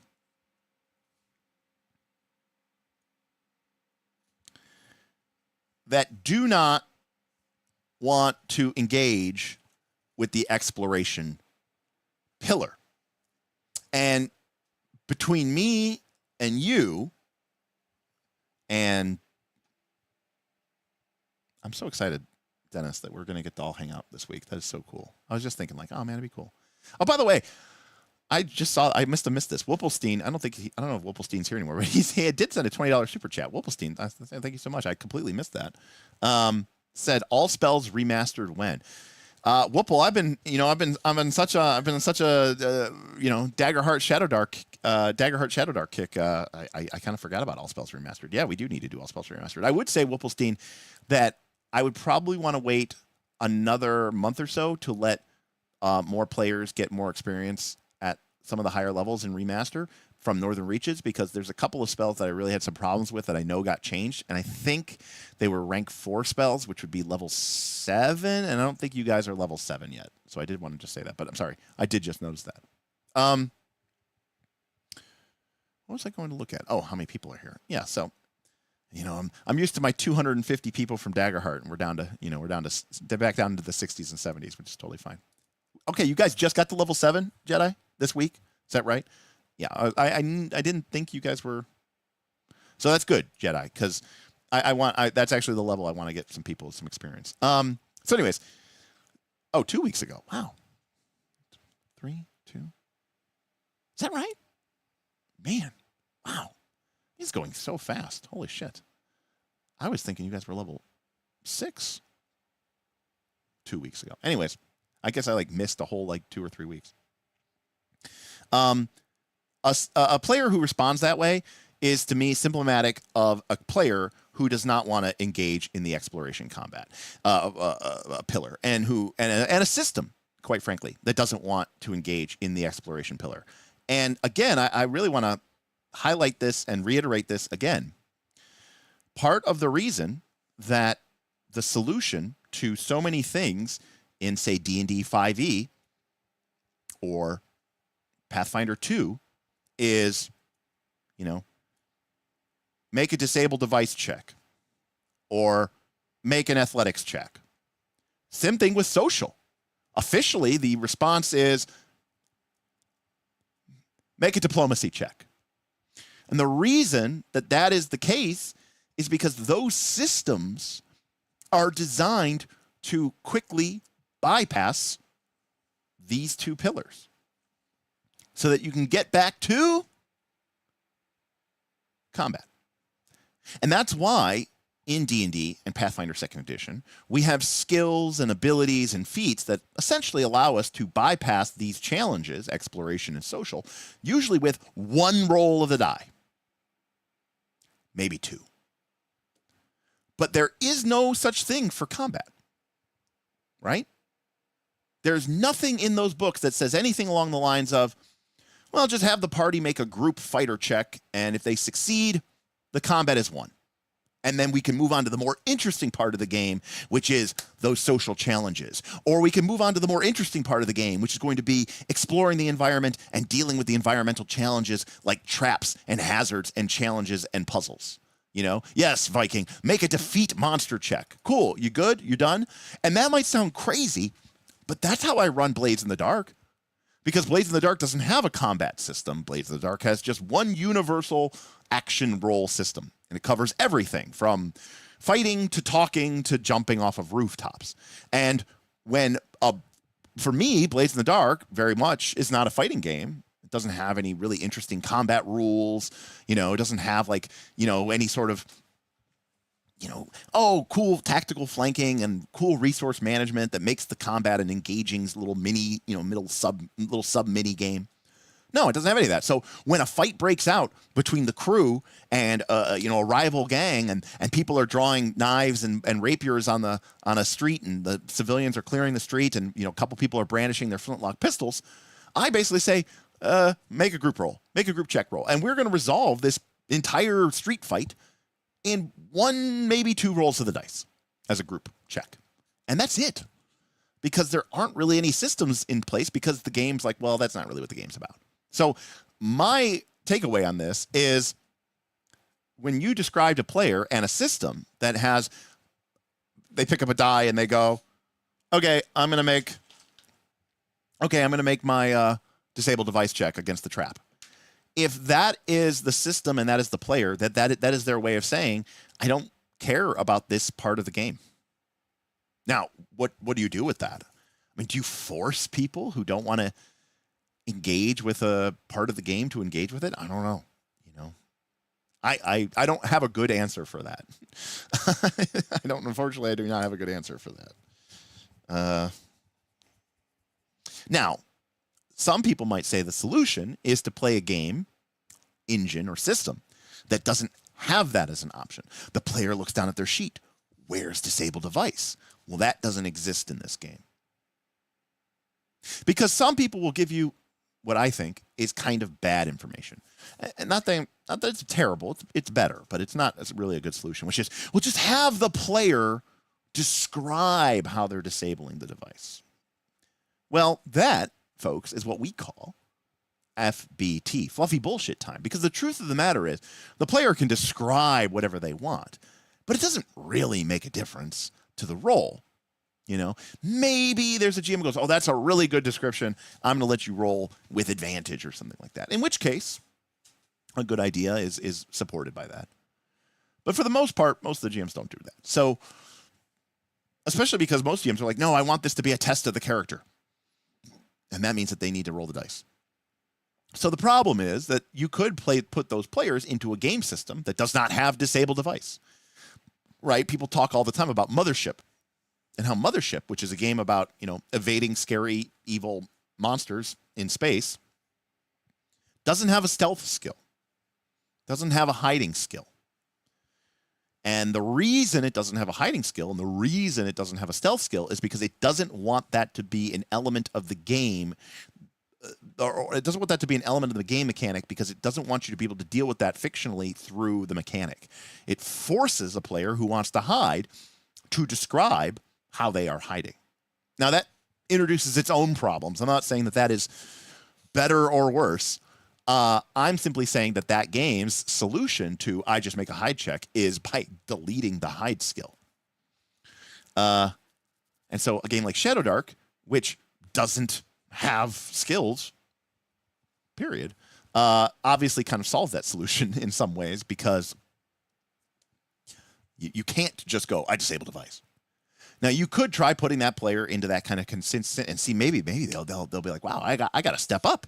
I got to start describing what I'm doing. I got to think how I would disable this trap. I got to think about this. I got to problem solve this solution. I got to problem solve this trap. Or they might say, I fucking hate this so much. And that might be their response too. So again, I think that it comes, the answer, I know Boothby was being kind of tongue in cheek. I mean, he was being serious, but ultimately the answer is that might just be an indication that the player is very happy with the system. If the system allows them to do that and they don't want to engage with that, they would rather just roll a die and move on. And I know a lot of people who want to do that with the social tier. I know that there's a lot of people out here who go, oh, I can't wait to role play and interact with the NPC, and I really want to give this monologue to the Duke and the Prince and be like, you don't understand, the Duke is manipulating you. He's been manipulating you the whole time. He's turned you against us. He's turned you against his people, all for the imaginary threat. The truth is, dun, dun, dun, the Duke is working with the Orcish chieftain, and he's trying to lead this stability because he wants to overthrow you. How dare you? I should have you executed. You cannot accuse me. Right? They want to have this big scene and talk in character. And I know a ton of people are like, please, dear God, can we just resolve this with a diplomacy check and get to the good part where we draw steel against the Duke's bodyguards and we fight in the prince's chamber while the Duke is trying to escape and the orcs come in and he said, I knew you, I should have killed you back at the beginning. And you're like, aha, I knew you were behind the assassination attempt, villain, right? And they just want to get to the fight. You know, can we get back to the good part, right? Yes, obvious. Now back to the good part. Hashtag Michael Bolton. So yeah, that's fine. And D&D and Pathfinder 2 have given us the diplomacy skill for that very reason. So that we could just go, huh. You know, I talked to the prince and I'm like, the Duke is totally evil. I don't know how his name is Duke Blackheart. I don't know how you didn't know that he was evil. You know, I'm just going to make a diplomacy check. Come on, Prince, get with the program.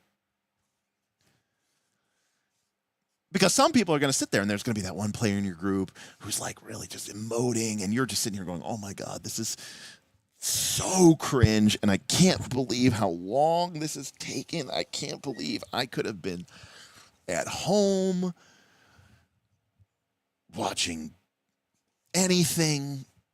I could have been asleep on the couch with my dogs and now I got to listen to this asshole pretend like he's on Critical Role and she's enjoying it so much and I am hating every minute of this. Please shut up. Just shut up. Just shut up. Please. It's not even good. It would be one thing if it was good, but not only that, it's not good. And also your point is kind of stupid, but you're giving it so much. And I know the GM's just going to totally allow you to succeed because he just doesn't want to fight with you about it. And you know, like we just make a check. I don't know where that was a whole side rant. Sorry.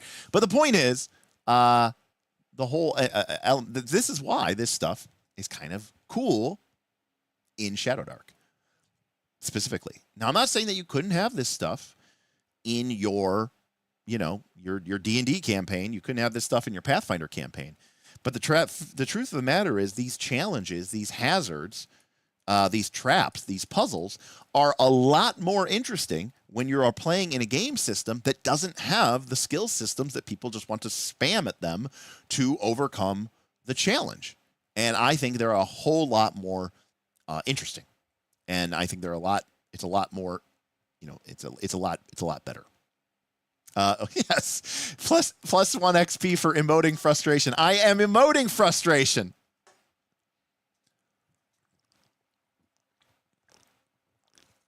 So, anyways, but going back to the traps, my boy Obvious here. One of my other favorite trap stories, I've told this one before, is sometimes the best way to deal with a trap is to just kind of ignore it. Again, there's a reason why these things are all thing. We had a room, entrance, altar, treasure. Smith very, very, very, very, very clearly was like, there are hundreds of holes scattered around this room. The floor is literally a patchwork of pressure plates, and you can see dozens, if not hundreds of, or if not thousands of small darts scattered around the floor. And everyone's very clearly like, okay, we enter the room, we step on one of many dozens of pressure plates, and right, we start getting machine gunned by darts. So we started thinking of all these different ways and to solve it. What's the trigger? Well, it looks like it's pressure plates. How are we going to disarm all those pressure plates? And which ones are the pressure plates? And then we started thinking about the different holes, and we're like, there's hundreds of holes. And then our boy, Obvious here, George, goes, I cast Wind Wall. And I said, what the fuck is Wind Ball? Because I thought he said Wind Ball. And I was like, that's not a spell. You can't cast Wind Ball. Wind Ball's not a spell, George. And he said, no, I said Wind Wall.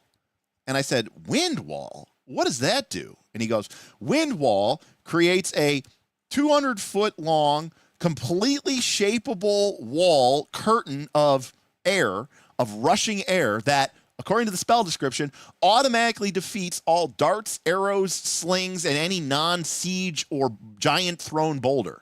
So what I'm going to do is I'm going to create a wind wall path from the door to the altar. We walk in, all the darts start shooting, and you get deflected by the wind wall, we get the treasure, and we get out. And I was like, holy shit, that's amazing. Is that really what that spell does? He goes, yeah. I look it up. He's right. And it worked. And we got the treasure. So, combination of a cool spell and a little bit of a resource loss that we had to use a spell, and we got the treasure.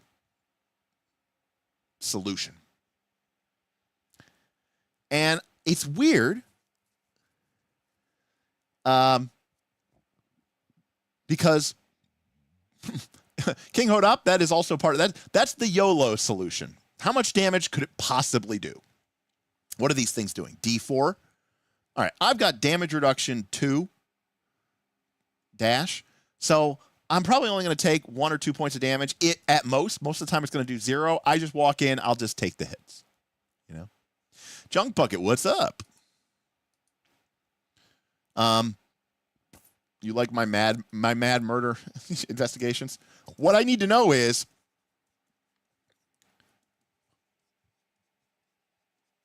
who is Pepe Sylvia? I got boxes full of Pepe here. I got shelves full of Pepe.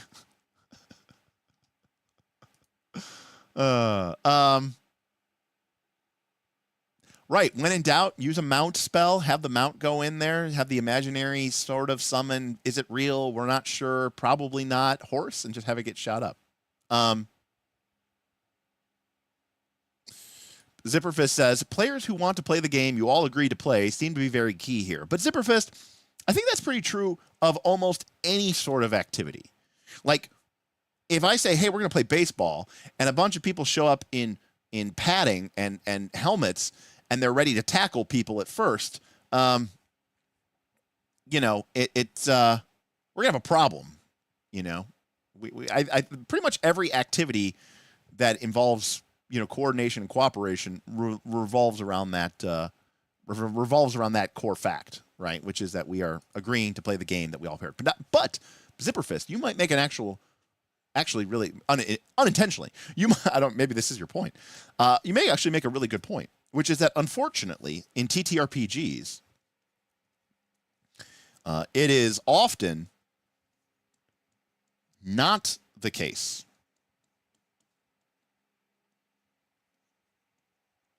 that people's or players' expectations are aligned. And what's funny is that a lot of people say, well, there's a solution to this. Session 0. And I like Session 0. But King Hudoff says, just use the type tool, Derek. No! Also, in order to have my whiteboard here, my keyboard is all the way over here. So now I'd have to put my pen down. I'd have to come over here. And I'd have to come over here. Then I have to select the text tool. Then I have to type the text, but then it's too small. So then I have to increase the size of the text to extra large. And then this is as big as it gets because it doesn't actually let me make it any bigger than this. And I would say TTRPGs are often played by people whose expectations are not being met. So the problem here is, look, I like Excalidraw a lot, but sometimes I prefer Microsoft Whiteboard. Now I can zoom in, but now we're zoomed in. And, you know, it becomes more difficult to write. Yes, Excalidraw, are you listening to me? Your text tool is fucking fucked. Please give me better options than small, medium, large, extra large. The fuck? It's called font size. Just get with it. I know you're trying to make things convenient. Just have font size, okay? Anyways, the problem is, I like Session 0, but I like Session 0 to make sure that we're, you know, all playing the same game. By that, I mean, like, you know, hey, is this going to be like, are we making weird, zany races, or are we all like humans, elves, and dwarves? You know, oh, we're banning magic, you know, in this game. Okay, cool.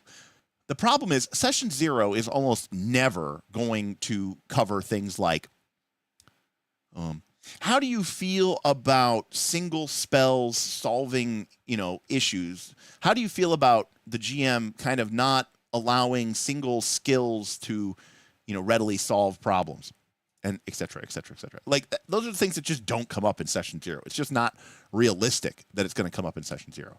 And unfortunately, TTRPGs can oftentimes be, no. See, King Hodop, the problem is session 0 has no. Session 0 is getting overloaded, and I think it's becoming like a scapegoat for like bigger problems than the game can readily handle. Like, I think that session 0 is a good idea for reasons, and now everyone they keep just jamming it into session 0 and just making it a session 0 problem. And the truth of the matter is, like, it's not going to work. There's too much for people to do, and you're never going to cover all those elements. The truth of the matter is, and the reason why is, the reason is the people want to push everything to session 0 is for one very specific reason. They fear confrontation.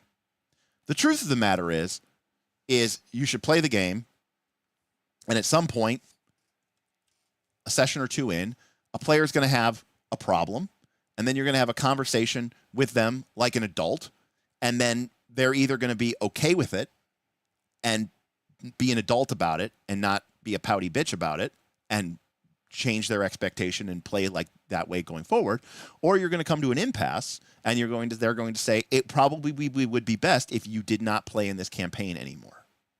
And people, GMs, players, everyone, fear having those conversations more than anything. One of my favorite stats, I don't know if it's a real stat, but it's like one of those like funny fake stats, but how do you know, is that more people are afraid of public speaking than they are afraid of death, which means that at a funeral, they would rather be in the coffin than giving the eulogy, And King Hodop, you are actually correct, which is that the problem is that people start to treat session 0 like it's some sort of contract. Like, they can be like, well, nope, you're not allowed to be upset, because we kind of covered this in paragraph 7, section 2B during session 0, and you had an opportunity to speak now or forever hold your peace. You didn't. So if you're upset about that now, I'm sorry, you're not legally allowed to be upset. That doesn't fucking matter. The person still isn't happy. Just because they agreed to it during session 0 doesn't mean shit. And what are you going to do? Hold it over their head? What are they going to do? Quit? Well, you're going to get to the same problem anyway. So my point is that session 0 doesn't really actually solve any of these problems, in my personal opinion.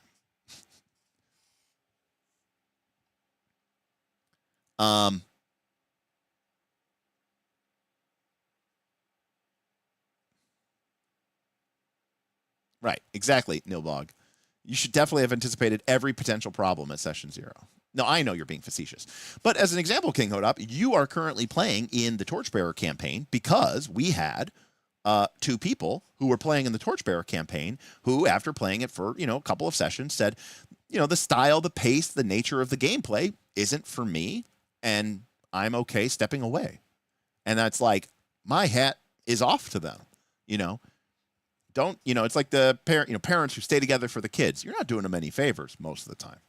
So it's like, as a player, be like, I'm gonna stick it through for my players, or as a GM, you're like, I'm having a horrible time, but I've got to stick through it for my players. It's like, there is a certain level of responsibility that you signed up to when you get to pay. But at the end of the day, though, this is just a game. We're not talking about like raising kids or keeping the lights on or being a doctor and saving people's lives. It's just a fucking game. So, I have a certain amount of component to that. All right, so it is 9 o'clock. I know this was kind of a weird session that we didn't really like get too much into Shadowdark here, but precisely. But I just think that this is more of like the the philosophy that I have. And I think one of the key takeaways from this philosophy ultimately is that for me, in some ways, right, puzzles, traps, combats, and I'll call them hazards so I can use Hodop's language, are all part of this, this challenge umbrella. And in many cases, I think there's a lot of overlap and even sort of, and by overlap, I don't necessarily mean, oh, this room has a monster and a trap. I kind of mean like, oh, this monster is kind of like a trap. Or this trap feels like a puzzle. Or this fight feels like a puzzle. Or this hazard has trap-like components to it. And this hazard is made more difficult because there are monsters there, right? And so I think that ultimately what makes this so interesting is figuring out that there are numerous ways. And this is kind of like the philosophy, combat is war, as we say it, is really just taking exploration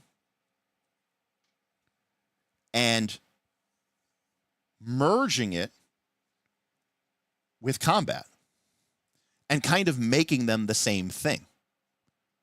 So the same way that you solve issues in the dungeon is the same way that you solve issues with combat, which is you do it through clever use of skills, using your environment, your spells, your abilities, your equipment or your items, and failing that, YOLO. I jump the cliff. I try to outrun the arrow storm. We fight the ogre, right? And relying on the mechanics, which, to be clear, in a game like Shadowdark, are not very deep. If you find yourself constantly relying on the mechanics in Shadowdark, you are going to get bored very quickly. Absurdly quickly. Disturbingly quickly. Because there's not a lot of them. In fact, there's almost none. There's very little depth to your character's complexity. So if that's where you want your solution space to be, you're going to find Shadowdark to be very unsatisfying. But that's because the combat and the exploration components of the game have sort of merged into sort of one continuous whole. So there's this idea of combat as war, but it's really the whole game as war. And the alternative to that is your so instead of combat as war, right? It's more like campaign, right, as war. But this also applies to sport. So the same way that some people want combat to be run more like a sporting event, where it's like, hey, they have rules, we follow them, we use the abilities and the mechanics in the game to create this cool little miniature tactical combat sequence. They also want the exploration component of the game to be very sporty. But I tell you something, and this is what always bothers me, and I don't get it. You would think that this stuff would be universal, but it's not. Because I see so many people who go, I want my combat to be like sport. And I want my exploration to be like sport, right? I want to use skill checks. I want to use my disabled device check. I want to use my passive perception. I want to be able to use my feet. And then for whatever reason, this player, I'm pointing at my my whiteboard here, but for whatever reason, there's this player profile exists, and it's very strange to me. They go, I want combat to be about the rules and my character's build. I want exploration to be about using my character's skills and my spells. I want social to be about role-playing and talking and using our wits and using my player intuition and my player ideas to overcome the challenge. I don't know why this profile exists. It is very confusing to me why this profile exists. I also know that this profile exists. And I would say, actually, there's a lot of people in Knights of Last Call, the community, the Discord, who I tend to, butt heads with, who fall into this profile, where they're basically like, I love the whole game being about as war, whether it's talking to people, NPCs, monsters, when I'm exploring stuff, I want to get really, really clever, and I want to be able to use outside the box thinking and use abilities in very creative fashions to overcome challenges. But then when it comes to combat, I want it to be like a JRPG. Go to a separate screen, set them up on a grid, let's follow the rules, and let's play, grid tactical combat time and follow the rules, to the T. This is definitely a profile as well. This one I understand a little bit more because there's a lot of people who view combat in this very different distinction. And I think part of the reason for that is because combat, most of these games, have such detailed combat rules that combat is essentially a fun game to its own, to its own extent. And so people would be like, I would basically play the combat portion of this game just anyways, Like there's not many people who would be like, all right, we're going to make characters and we're going to have a social encounter system where we don't use any of the systems. And then, we're going to call it a quit for the night, Now, again, remember, I don't know that these are terrible definitions of the game. But they're definitely like kind of like a 5e creation, but people use them and they do have some validity. I'm not saying they're wrong. I'm just saying like, I don't know that they are 100% the exact right thing here. User, I completely agree with you. Actually, one of my, I don't know if I want to call it a problem, but one of my problems with PF2 is, PF2 has all these combat rules and there's a lot of them. And there's fun and enjoyment to be had in using the rules of the game in a sport-like fashion to beat the challenges that you are presented by using the tools the game gives you. And I understand that is very enjoyable. In fact, I played 4th edition D&D for a very long time, so I understand why that's enjoyable. And if you're going to go through the bother of learning these very complex rule sets, you would think that people would want to use them. So I actually completely agree with you, user. Now, I will say that it does sometimes make me feel very hemmed in and that my solutions are sort of forced by the game system. But I did see a bunch of questions here. Yes, now that's awesome. You remember that trap you found? We don't disarm, we disarm it. Then later on, you go back to that room. You rearm it so that you can lead the monster in there and kill it. User, that would be one of the coolest things. I've definitely had that sort of thing happen before, and it's usually one of the top moments of the entire campaign. Absolutely love it. It's the social player that can actually talk to people that wants to win with their natural talents, but relegate the combat and exploration to mechanics. And that makes a certain amount of sense, right? Like, people are basically like, well, I can't actually swing a sword and kill the orc, but I can, try to talk to the GM, and why use my mechanics? Because that way I can invest all my stats into, athletics and attacking, and then I don't have to invest anything into the social elements of feats and skills because I can just talk instead, Are war and sport mutually exclusive, or is there an area of overlap? I would say this. They are mutually exclusive, but some GMs are prone to random fits of bias and will randomly just like let you cheat. Right? Because if your game is a game of sport and then the GM allows a war strategy, they're basically saying, I'm okay with you cheating. And if you're playing a game of war and suddenly the GM starts sticking it to the rules and doesn't allow you any wiggle room, they're doing it because of a bias. There's something that you're doing that bothers them, and now they're being a stickler for the rules. So I do think they're mutually exclusive, but that doesn't mean that they don't both happen. But I think them both happening is because of a flaw in the GM's approach to the game, and usually triggered by some innate sense of bias, right? I mean, a classic example of this is Bob running up the sword. Now, obviously, it was an orc sword. It wasn't an ogre sword. But obviously, there's a bunch of people who thought that was awesome. I thought that was lame, and my GM bias kicked in, and Bob got golden opportunity attacked because of it. Where does Daggerheart fit into the exploration, combat, and social pillars? Ken, it doesn't.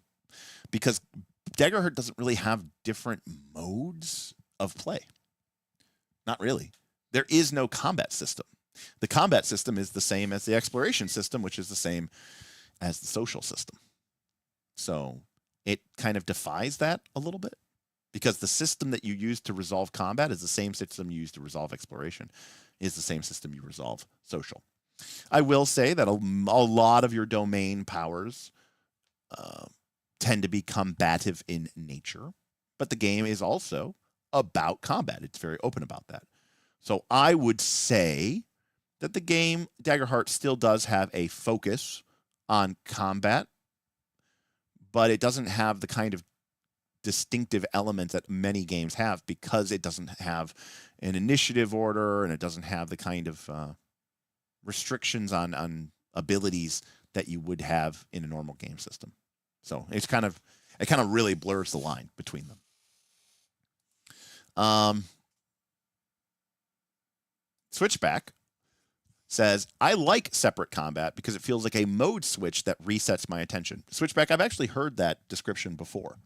So again, I'm not saying that this is a bad way to be, what I have up on screen. I'm simply saying it is very common. And a lot of people feel like combat, it's almost like they're turning off one part of the game and turning on another part of the game. And suddenly we're playing a different game.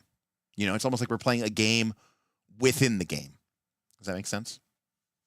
Some people like that. Some people don't. How would I want to categorize things? I would want to categorize things more at the scale, like,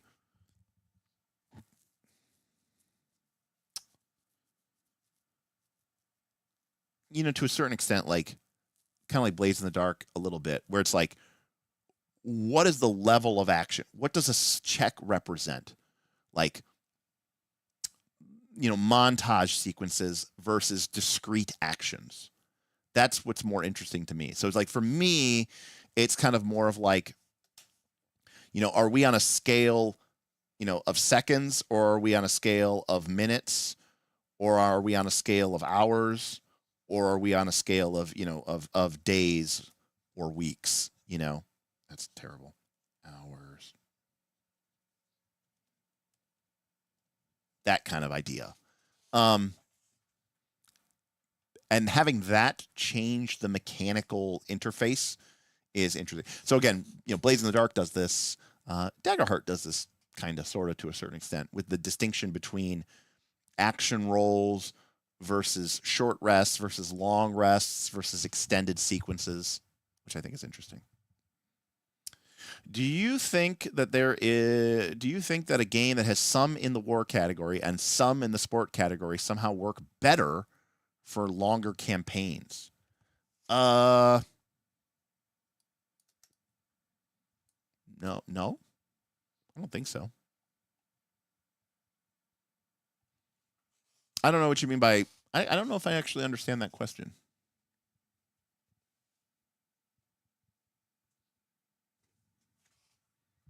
I mean, yeah, I don't know if I understand that question, Lollipop.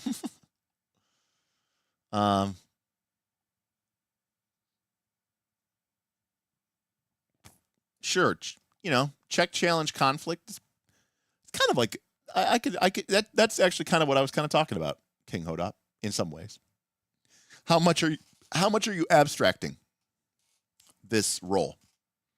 Does this one roll represent one swing of the sword? Does this one roll represent a single skirmish? Does this one roll represent an entire battle? Does this one roll represent an entire war? That's kind of my thought process. It's not exactly the same thing as the check challenge conflict system, but there's there's an element there. I can respect it. You know who does that? Strike. Strike does that really good. Actually, I think it's Strike. Maybe it is called check challenge and conflict. Maybe. Now I'm curious. Gotta check the look.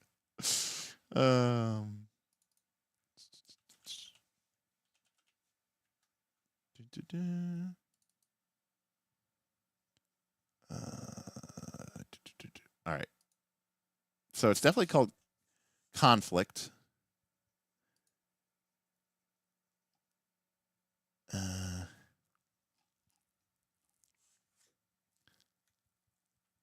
Okay, they have got it. They have combat is what they basically call like a conflict, and above combat they have a conflict, and above that they have a check. So kind of the same thing, but basically the same kind of concept.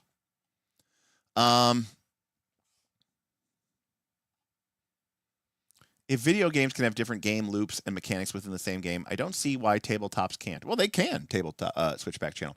The problem is that RPGs have this additional element that for some odd reason doesn't really bother people in video games, and that's the idea of the ludonarrative or sometimes like the verisimilitude.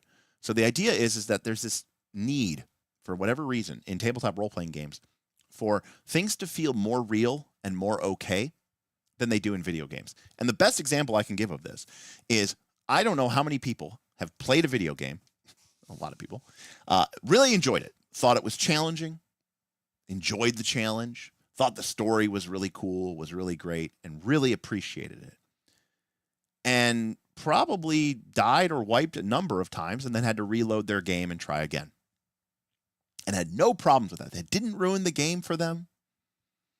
It didn't lessen the story's impact. It didn't make the game feel any less challenging or satisfying when you overcame the challenge. But I can tell you unequivocally that if you did that to almost anyone in a TTRPG, they would find the experience extremely unsatisfying to the point of feeling like, what's the point of even playing? So it's interesting that video games or TTRPGs are held to a much higher standard in terms of making the game feel real. And so sometimes when you have varying different loops and mechanics inside of a game, it can make certain parts of the game suddenly feel less coherent, and it can destroy that sort of verisimilitude, or it can create what we call ludonarrative dissonance, where what's happening in the game world and what's happening in the game's mechanics, like there's the game of our imaginary fictional world, and then there's the game of we're all sitting around a table with books and dice. And when there's a clash between them, that dissonance can be very jarring for people in TTRPGs. But for some odd reason, it's not jarring for people in video games or MMOs or whatever. It's really interesting. Does a game that does everything as war or everything as sport somehow cause participant fatigue more quickly? Oh, no, Lollipop. I don't think so. I mean, ultimately, I would say your game's success is going to depend on how do you as a GM and how do you as your players enjoy settling these three types of, challenge modes. And by God, you better be aligned, because if you have some people in your party who are really excited about using their new feats and their new, character abilities to beat a combat, and then when a combat shows up, the other parties and the other members of the group are laughing maniacally because they're about to roll a barrel full of green slime down the ramp and have it shatter in the middle of the monsters and have them just get dissolved by green slime and then not fight them at all because screw the combat rules. And then now suddenly half the players are like, this is lame. Why are we playing this game system? Why did I care about what I chose, what feats I took or whatever? Or somebody who really spends a lot of time looking over their feat choices and they say, man, do I take this feat? Should I take this feat? Should I take this feat? And then you ultimately choose a feat. And then during the course of the game engine, the session, a player who doesn't have your feat or didn't have it says, hey, GM, can I do this thing because of this reason? And the GM says, yeah, you can totally do that. And the player goes, interesting. So you can just do that, huh? Like, oh, yeah, but you'll, it'll take 3 actions instead of 2 actions. And the player goes, well, I guess that's cool and all, but I kind of thought the choices I made really matter. It sounds like they don't matter as much as I thought they did, right? So it's going to create a disruptive event in regardless. If you have people who want to, resolve things in exploration, by rolling dice and using their character's skill and the feats that they chose, and you have other people who are like, yeah, I didn't take any skills and I didn't take any feats, but here's how I'm going to beat that challenge, right? Without ever rolling a die. You're setting up people for disappointment. So I don't think that has anything to do with the length of the campaign. I think it just has to do everything with the expectations. In fact, when I was talking about all that session 0 bullshit, this is what you should have your players fill out. This chart and have them checkbox, how do you prefer to solve these kinds of challenges? And, you don't have to put war and sport unless that means something to your party members. But, if you say, mechanics or, I don't know, what's the opposite of mechanics? I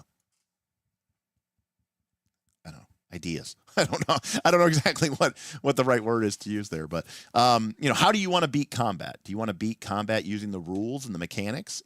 Yes, shenanigans. That's actually probably the correct description.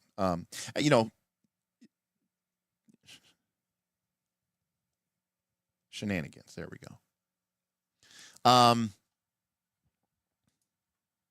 Rules or conversation. Sure. Any of that stuff. But the point is, I think this is a much more useful thing because, mechanics can still be used creatively. I love Nox, but generally speaking, I think that's probably the correct. I think your way is fine too.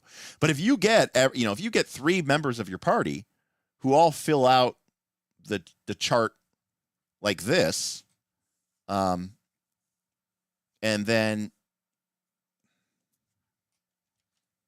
And then you get another member of your party who fills the chart out like this, you're going to have some problems with that party member, especially if you've got a bunch of people who, you have multiple people who filled it out like this, and you've got one person who's kind of an outlier. And that's a conversation to be had with them for sure. And obviously, if your game is mostly combat, they'll probably be okay because that's how everybody wants to resolve it. But depends on what kind of, how much of this and this and this, do you want to see? And in fact, another way that you could also add this is then say, like rank how much you enjoy these 3, challenge modes of play. Somebody says, well, I really like combat and I really like social and I don't like exploration. If you get a bunch of people who all really like combat, and as long as everybody's agreeing that on combat, and combat's what people want to see the most, you could probably get away with this because you have one person who's not going to really be, but if everybody's putting exploration and social like second and third, you're like, look, there's not even going to be that much exploration and social in this campaign. It's mostly going to be fighting. And sure, the blue player is going to be a little bit, like, oh, I kind of want to just use my skills, but they'll be okay probably for the most part. I'll have a conversation with them about it. They'll probably be okay. But if you have a bunch of people who want to see, a bunch of social, they're like, I love social and I just want to have all this like role playing and talking to NPCs. And you've got one person who goes, I absolutely hate all of that. I just want to roll a die and get on with it and use the mechanics and the feats that I chose to solve those kind of challenges, just like combat. Then that's going to become more of a problem, So, yeah. All righty. Well, more work to be done, but leave your comments. Let me know. We obviously covered a lot of ground today, but I'd love to know what people think about, how you use challenges and traps and puzzles in your games, and what are some of the solutions and takes that you guys have used. But generally speaking, I mean, this This is my ideas right off the top of my head. So I don't necessarily. I probably could do a better job if I had some more time to think about it. But yeah, I'm pretty excited about creating a dungeon because I like creating these kind of challenge modes and seeing how people, respond to them. Short answer, because I basically don't prep, I mostly just ad lib and suffer. But again, when I'm of a certain opinion that in a certain type of game, in a certain type of scenario, like dungeons, I don't like to ad lib that much because I think it kind of defeats the purpose of the game. See, look at this. I can close the door because I'm on my headset. I can close the door to my office, which will soon be my bedroom, and you guys can still hear me because my dog is barking. There we go. Seems to me there should be a certain amount of improvisation for traps and puzzles and whatnot. Gasp, where did he go? I'm a ghost. How long is the cable on that headset? It's pretty long. It's plugged into my computer over here. I still got some stretch. I don't know. It's probably 10 feet. Well, it's designed. I mean, again, it's an XLR cable. It's designed to plug into an audio interface. So, I mean, it's kind of designed for this.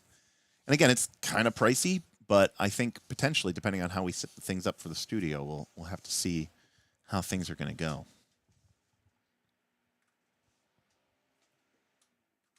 Okay.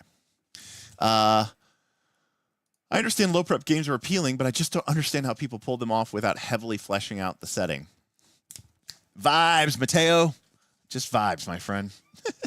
I don't know. I mean,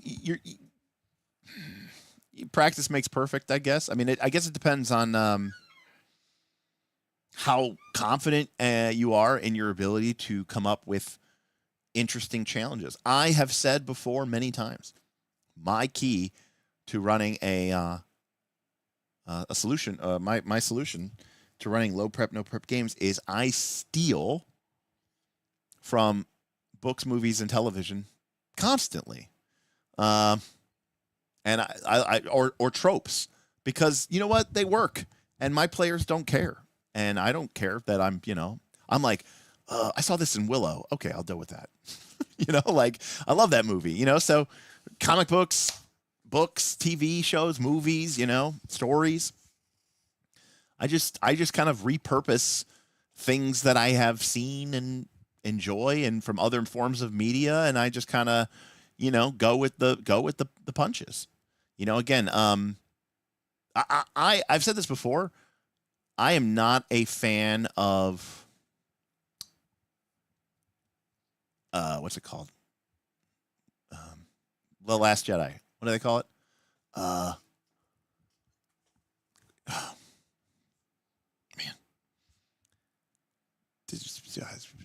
Violating expectations. What do they call it? Subverting expectations. I don't like to subvert expectations. I don't like red herrings. Like when I have when someone's like, "Oh, it's a lich,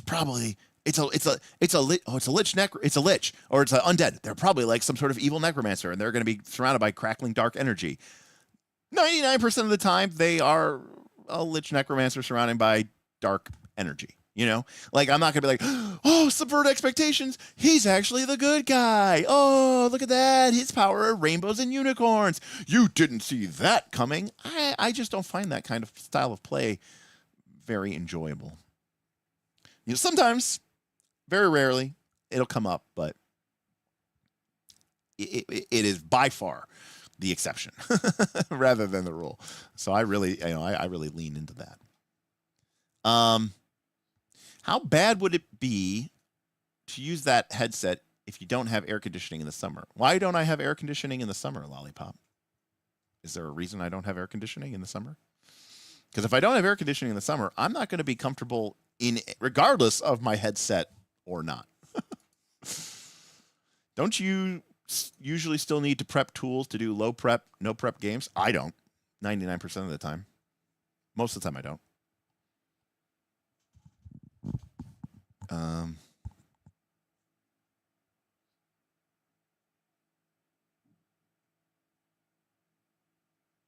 I actually fucked myself over at the start of my Megadungeon campaign by trying to tell a more nuanced story about the monsters. Now the players don't fight anything and just socially and exploratively handle everything, and I kind of die inside because combat is fun. I'm going through the motions because I have to, but I'm quite excited to do something else. Womp, womp, womp. Yeah, I mean, combat is fun. I mean, that's... Bob World Builder just did a video on improv/low prep games today. Well, his answer, tables. Well, tables are good. I mean, oracles are good. We like oracles. I mean, they could be very useful. I find I don't really use tables when I do low prep, no prep games. You know why? I hate the delay. I hate sitting there waiting for the GM to roll something. Usually I'll get an idea and I'll just go with it. And it's very rare. Like I said, most of the time, like my favorite book is, about the only thing I really actually should and need to prep is names. I'm really bad with coming up with names, beforehand. But like, I use this, but not even as like a low prep, no prep tool. I actually use this as like sort of like a heavy prep tool when I just need ideas for like creating real prep, like an actual dungeon or like an actual structured thing. I don't even like rolling before the table, because if I roll beforehand, how do I know what I'm going to need? I always know I'll probably need some names, You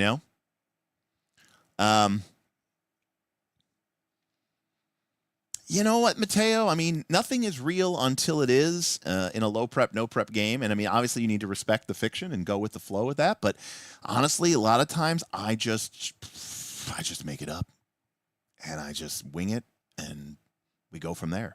And then once it's established, respect it. We go from that, I don't even necessarily need to know anything about that region. I'll just off the top of my list. Like, I'll give you a great example.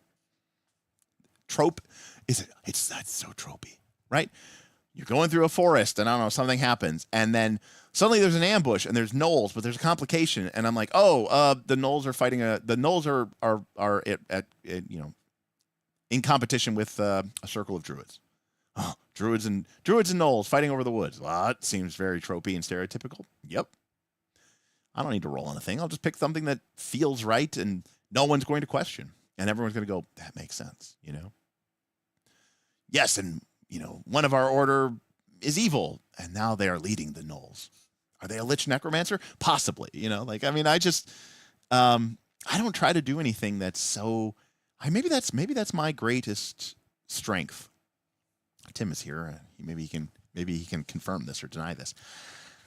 I don't try to be clever, and I'm not trying to, like, win any sort of like writing awards, and I find almost every single published adventure to be tiresome and overwrought and unbelievably boringly complicated, and it just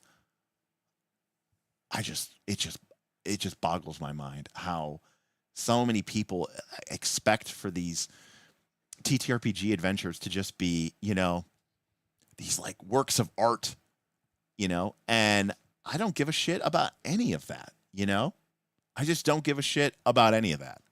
I just, like, again, I don't really care. Remember, I said this yesterday. I don't care about the story that we create. I care about the process and the experience of creating the story, right? That's all I care about. I only care about the people at the table. I don't care about the PCs, and I don't care about how the outcome of our story or how good our story is, and does it meet certain narrative marks. All I care about is the experience that is being generated and how that is responding emotionally and mentally to my players. Yeah, the story is what I tell after the fact. The story is, remember that time Rich rolled that crit, you know? Yeah, the story is, remember that time we pulled 6 chains and Derek TPK'd us because we were being assholes? Yes. I don't care that that's a bad story. It is a bad story, but it was a great experience. Does that make sense? So, yeah. Mateo says, I can respect that. In my experience, most players, I find them all online, expect their backstories worked into the narrative. And I don't have on my soundboard yet like a vomit, but yeah, I mean, I sympathize for that. I don't want people to come up to my game with a backstory, you know? So, you know, I hate it. Yes. Remember that time we suffocated the apple? Right. From a perspective of a cool combat, it was definitely not a cool combat. Smith had this really cool monster in this really cool temple, and Rich cast one spell. There was no saving throw involved. The water drained away, and the creature flopped around literally like a dying fish until it expired. From almost every potential angle that you could look at that is lame as shit. But that's okay, because all of our players were on the same table. That was awesome. Now, if you had 2 players who were really upset because they were like, I wanted to fight the aboleth and use my cool powers and feats on my characters, I could understand why they would be upset, and then that really wouldn't work well. Those people would not do well in our campaign, you know? So.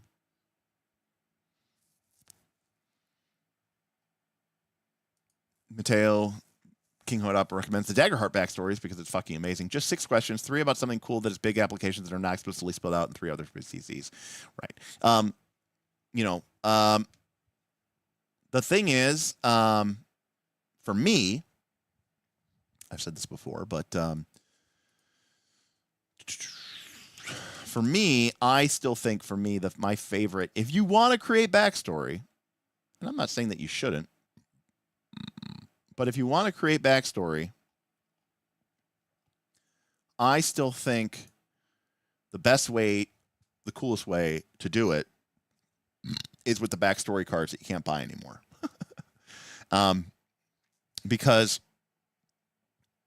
as a GM, I can either use collaborative world building and involve my players, or as a GM, if I want to precede my campaign with certain extensive plot hooks or plot elements, then I can do that as well. So, for example,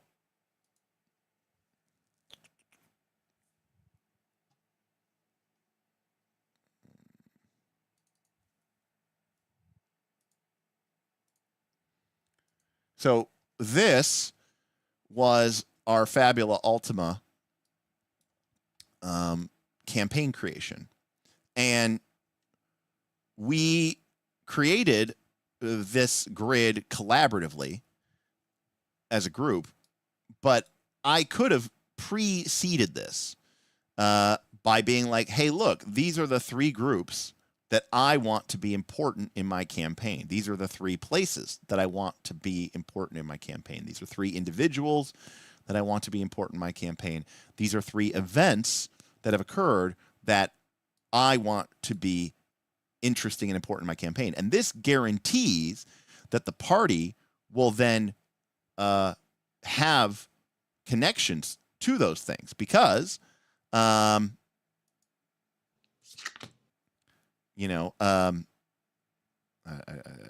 should have just drawn from the core. There we go, from the core. You know, there's this one here. I don't know if it's kind of hard to see. Is there a way to make this bigger, Foundry? No. Well, I don't like that. Let me just pull them out here this way. Prompt cards, core. Okay, here we go. Maybe I can. I think, as I recall, Foundry is terrible with this stuff. Yeah, man, it is sad how bad Foundry is, isn't it? Man, I know people love Foundry, but fuck, it is so bad with the cards compared to Roll20. Roll20 is so good. But anyways, you can't really see it because it's all the way over here and shit. But oh,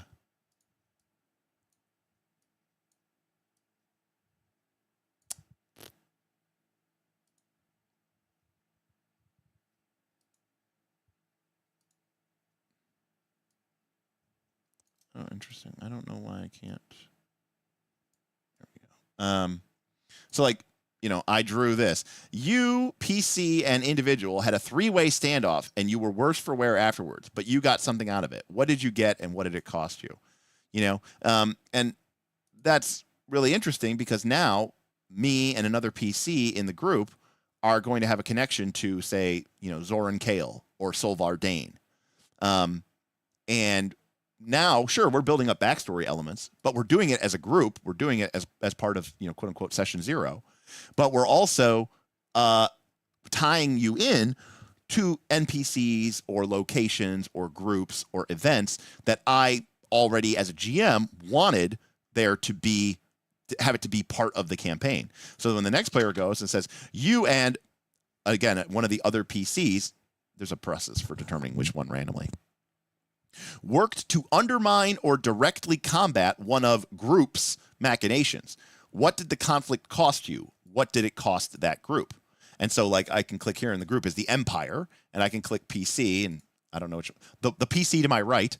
So let's say that I was Drake Flameheart. That was Tim, by the way. And to the right of him is Cygnus, and that was Kaz. So in this case, Tim and Kaz, and by the way, this is a co-op card, so they have to, you know, work together. Tim and Kaz have to work together to determine how did they work to undermine or directly combat one of the Empire's machinations. What did it cost them? What did it cost the Empire? So we're building in these connections that these two have a antagonistic relationship with the Empire, that they've worked together before, maybe before they even came together as a party member. Maybe this was 5 years ago or something like that. So while this is backstory, it is backstory that is, 1, relevant to everybody because everybody's here while this is happening. 2, it's relevant to my campaign because I may have, maybe we could have done this as a collaborative element, but I may have pre-populated this, right, with elements from my campaign that I, the GM, want to focus on. Now, I'm still letting the players collaboratively build because they get to answer these prompts, and, you know, maybe I can help guide it and I can give them guidance and sort of, you know, drive them to it. But ultimately, if I really wanted to, I could just stick the things that I think are important and I want my campaign to be about, and we can go from here. And so this I find to be incredibly powerful because then the backstory is, yes, Keithor, shared, it's collaborative, but I ensure that it is tied only to the things that I want to be important. Now, again, this grid could be filled out by the GM before the session 0 even takes place, right? I know what I want to be important. Alternatively, you could do this collaboratively as a group and say, hey, group, let's sit down and let's figure out 3 groups that we want to be involved, right, with our game, you know, and maybe this is part of our collaborative world building element, right? And maybe, you know, like, you know, if we were playing a different game, it might be like, you know, the elves, you know, the elves, the dwarves, Gondor, you know what I mean? Like, you know, individual could be Saruman, Aragorn, and Gandalf, you know what I mean? And so you could tie people into these specific individuals, these specific groups, and, you know, and go from there. And I think that can be really, really, really cool. Now, unfortunately, unfortunately, these cards can no longer be purchased. The company that made them has gone out of business and has disabled the purchasing of them via PDF and via physical product, although I'm sure there are still physical products out there somewhere. However, and by the way, this is not the deck. This is the deck plus all 5 expansions. However, it is my understanding that this is still available as a premium Foundry module. So this might be the only way that you can buy it, is this premium Foundry module, which you are seeing right here. And by the way, if you really want to, you can even, as a GM, sit down and you can generate what is called the deck of setting elements. I don't know how well we can see this here, but try to pull this in. So this says available decks, all events, groups, individuals, motivations, and places. So let's pick a group. We'll draw a card here. So we have peers, and then we have their role, neutral, and their trait in desperate need. And it says, in what way are they like the PCs? How are they different? What recently happened to create or amplify friction? So this is like a group of peers. Oh, it's not really visible. Sorry. This is a group of peers who are not necessarily friendly or hostile. They're neutral, but they're in desperate need. So this is sort of like for the GM or for a group of comparative players. Like, okay, who are our peers who are neutral, but also in desperate need? Like, is that somebody else that we should... Is that a rival? Not a rival, but like, is that another band of adventurers? It also depends on the theme.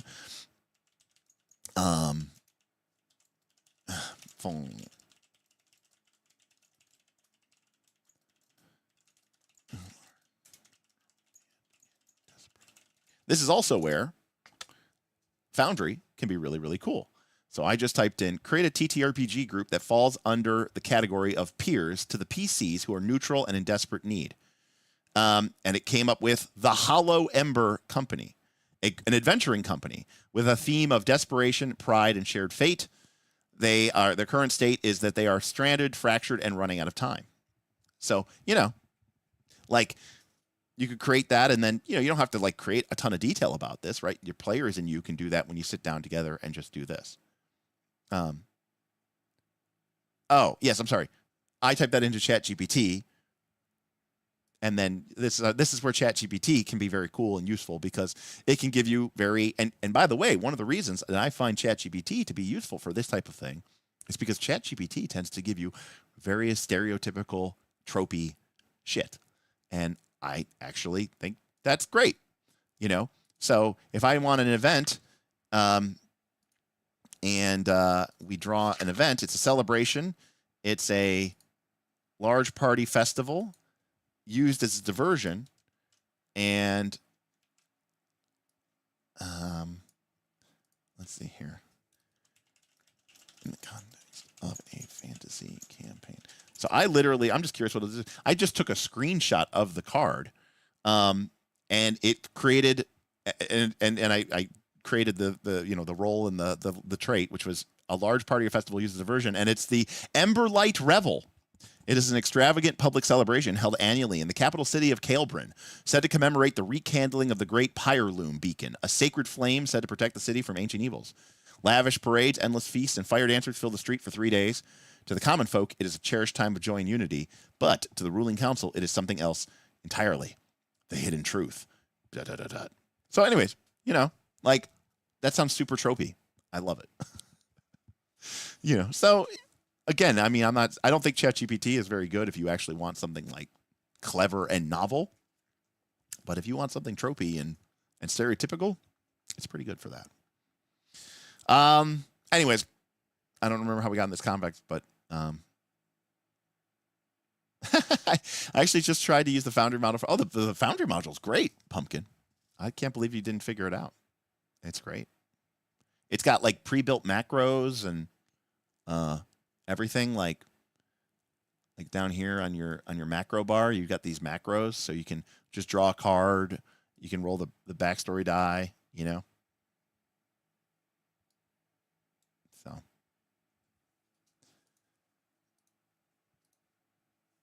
it's good stuff. But yeah, I find it to be probably one of my most fun ways to create backstories, and I think it's just a fun exercise in general. All right. Well, we actually ended up going an hour later than I thought we would, so we kind of got on some other stuff like this. But well, Pumpkin, I am hardly an expert, and I figured it out, so I have no sympathy for you. I'm kidding. Unfortunately, our Fabula Ultimate campaign, I was feeling kind of burned out because of everything happening with my dad and then my job and all that other stuff. And we ended up not starting it off, and then we ended up, Smith agreed to run a campaign. And then Smith's original campaign that he was trying to do, he was like, you know what, I realized I'm trying to do too much, is just create our Fabula Ultima campaign. Not the Fabula Ultima system, but the world that we created, because I thought it was really, really cool. And I was like, kind of like being like, yeah, damn, we should totally steal this. And then he's like, so then I had to redo it. And then he's like, then we finally did it, and we had it, and it was unique and novel, and it wasn't just a rip-off of our Fabula Ultima campaign. And then he read Daggerheart, and now he's like, damn it, Daggerheart is so good. I also hate VTTs because I also am bad with computers. But alas, we never got to play the campaign with the beautiful heroes of the Shattered Lands. Or I'm so sorry. All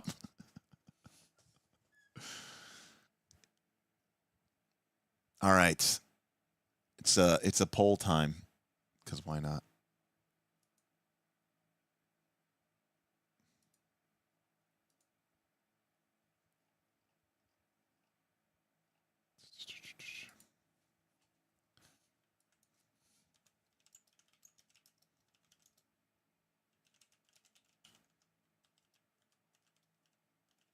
All right. Make it quick. You got to go pray. All right. The poll is, who was the most beautiful member of the party? Was it number 1, Drake Fireheart? Was it number 2, Selmer, the nature druid rabbit person? Was it number 3? I don't remember Kaz's name. Cygnus, the techno necromancer? Was it number 4, Roderick, the space pirate? Or was it number 5, Polo, sometimes pronounced Poyo, the mutant hybrid avian bird person?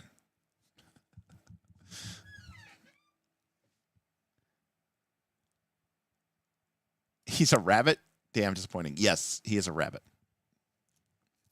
He is a Vera.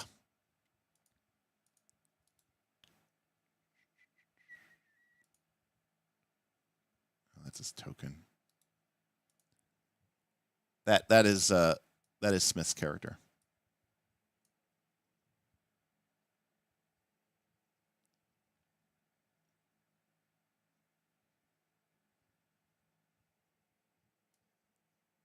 There's Smith's character.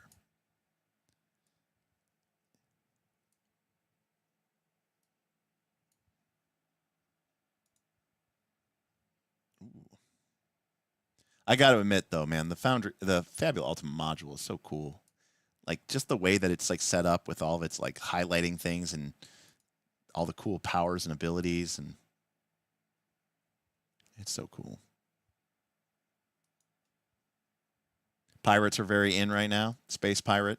Bob is cleaning up. That was Bob's character. So it's interesting. Bob's character was the only character that didn't cast spells, and so obviously we used Midjourney or whatever to make the art for the characters, and Midjourney gave everybody glowing eyes because they were magic users.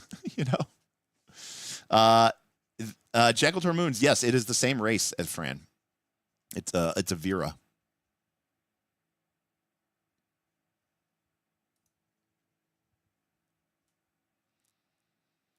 Well, everyone else was a magic user. Drake Flameheart was a elementalist, Fury Arcanist. Smith, alias, was a floralist, spiritist, elementalist. Poyo was a mutant entropist sharpshooter, and Cygnus was a Esper Tinkerer Necromancer. And then the space pirate Bob was a Wayfarer Weapon Master Rogue. Pretty cool party, honestly, if I think say so myself. But all right, Bob, you cleaned up. Yours was the most beautiful. All right.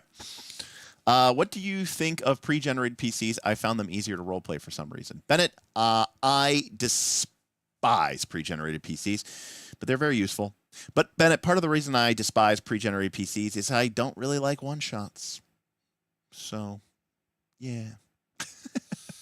If a game is complicated enough that I can't make the character for the one-shot, then I don't want to play that game as a one-shot. But that is my personal problem. I think that role-playing games are not about an individual session. I think that they are about the playing for many sessions and looking. That doesn't necessarily mean that you have to play for 50 sessions, but it's about playing and then looking back at the story that you've created. I think trying to create like I don't view TTRPGs like movies. I view them like TV shows or book series. You know, I just don't think it's good to think of them as like one and done. You know, rising action, falling action, all within a 3-hour span. I just don't think that most role-playing games, I think, have too many systems that are designed to engage with you over a period of time that I don't really think I can enjoy them. That being said, I think the process of creating a PC is one of the fundamental aspects of playing a TTRPG. And so, you know, for me, like, I don't really care about like my build. It's funny. I don't care about builds. I don't like plan out what my character's going to take at level 6 and level 7 and level 8 and level 10. I don't care about that. In fact, I try to avoid it. And I also don't really care about like, oh, I can't wait to embody my character and be who they are. But I still like making PCs, and I still like putting my mark on the game, you know? Interesting. Bennett. I mean, look, different strokes for different folks. That sounds not my cup of tea. But, you know, if everybody's on that page and everybody's enjoying it, then I think that's amazing. I think that's awesome. So, pretty cool. All right, folks. Well, I am off to Origins. We did complete a stream goal, so I'm going to bring my audio stuff. We'll do a stream, a brief one maybe, at Origins. So keep your eyes peeled. There might be something that drops in there real quick, maybe on could be a Saturday night. It could be during the day, potentially too. Maybe like Friday during the day or something like that. It wouldn't be a super long stream. It would just be more of like a stopping by. We'll maybe get Bob, you know, have him drop in and stuff like that, and just kind of shoot the shit with you guys for a little bit. But it'll be fun. I'm really looking forward to this relaxing trip. And last year I went to Origins, and it was a lot of fun. And then my life completely fell apart because I came home to a fire.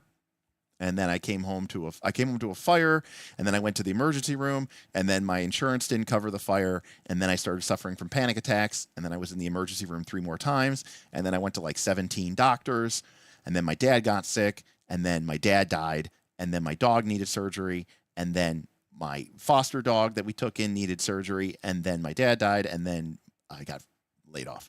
So that's, and we lost the studio, and so like, this has been 1 year of hell, and everybody goes through their own trials and tribulations. So I'm not special in that regard. Everyone has these times and moments in their lives, but I am, I'm in a, Mateo, it was quite the year, my friend. It's quite the year. I think there's other stuff that happened to me too. I just don't remember it, but Pathfinder, we'll look forward to seeing you on Saturday. We'll definitely try to have our meet up on Saturday, Pathfinder. I think it's the last 3 years we've had our meet up on Saturday. We usually just there's a bar in the Hyatt on the 2nd floor. It's called the Big Bar on 2, and we usually just meet up over there. People get shirts and get to hang out with each other and meet people. It's really low stress, nothing super planned, but we'll try to do that on Saturday. We usually do it on Saturday, and we get a lot of people who only come in for Saturday, so that'll work out. So I look forward to seeing you over there as well. As for everybody else, thank you so much for hanging out with me tonight. Thank you so much to Hodop for the very generous tip, and thank you to Generalin and Whipplestein for the super chats. That's very nice and awesome of you guys. I really appreciate that. As for everybody else, I hope you have a great time, and if you want to talk more about dungeons, puzzles, traps, design, Daggerheart, Fabula Ultima, you name it, Pathfinder 2, check us out at patreon.com/nightslastcall. Most of you are already members of the Patreon, which is awesome, but we'd love to see you there. And if you do have a Twitch account and you have an Amazon Prime account and you want to throw us a free Amazon Prime sub once a month, I would really, really appreciate that. It doesn't cost you any money, But, you know, it's a couple bucks extra the channel's way, and that means that that much more support that I have to try to get some of these projects off the ground and hopefully not have to, you know, go work for the man again, and I can just focus on creating cool content for everybody. In the meantime, you know, be good, play games, and we'll see you next time on Knights of Last Call. Thank you, everybody. Oh, that's me. Hey, bye, everybody.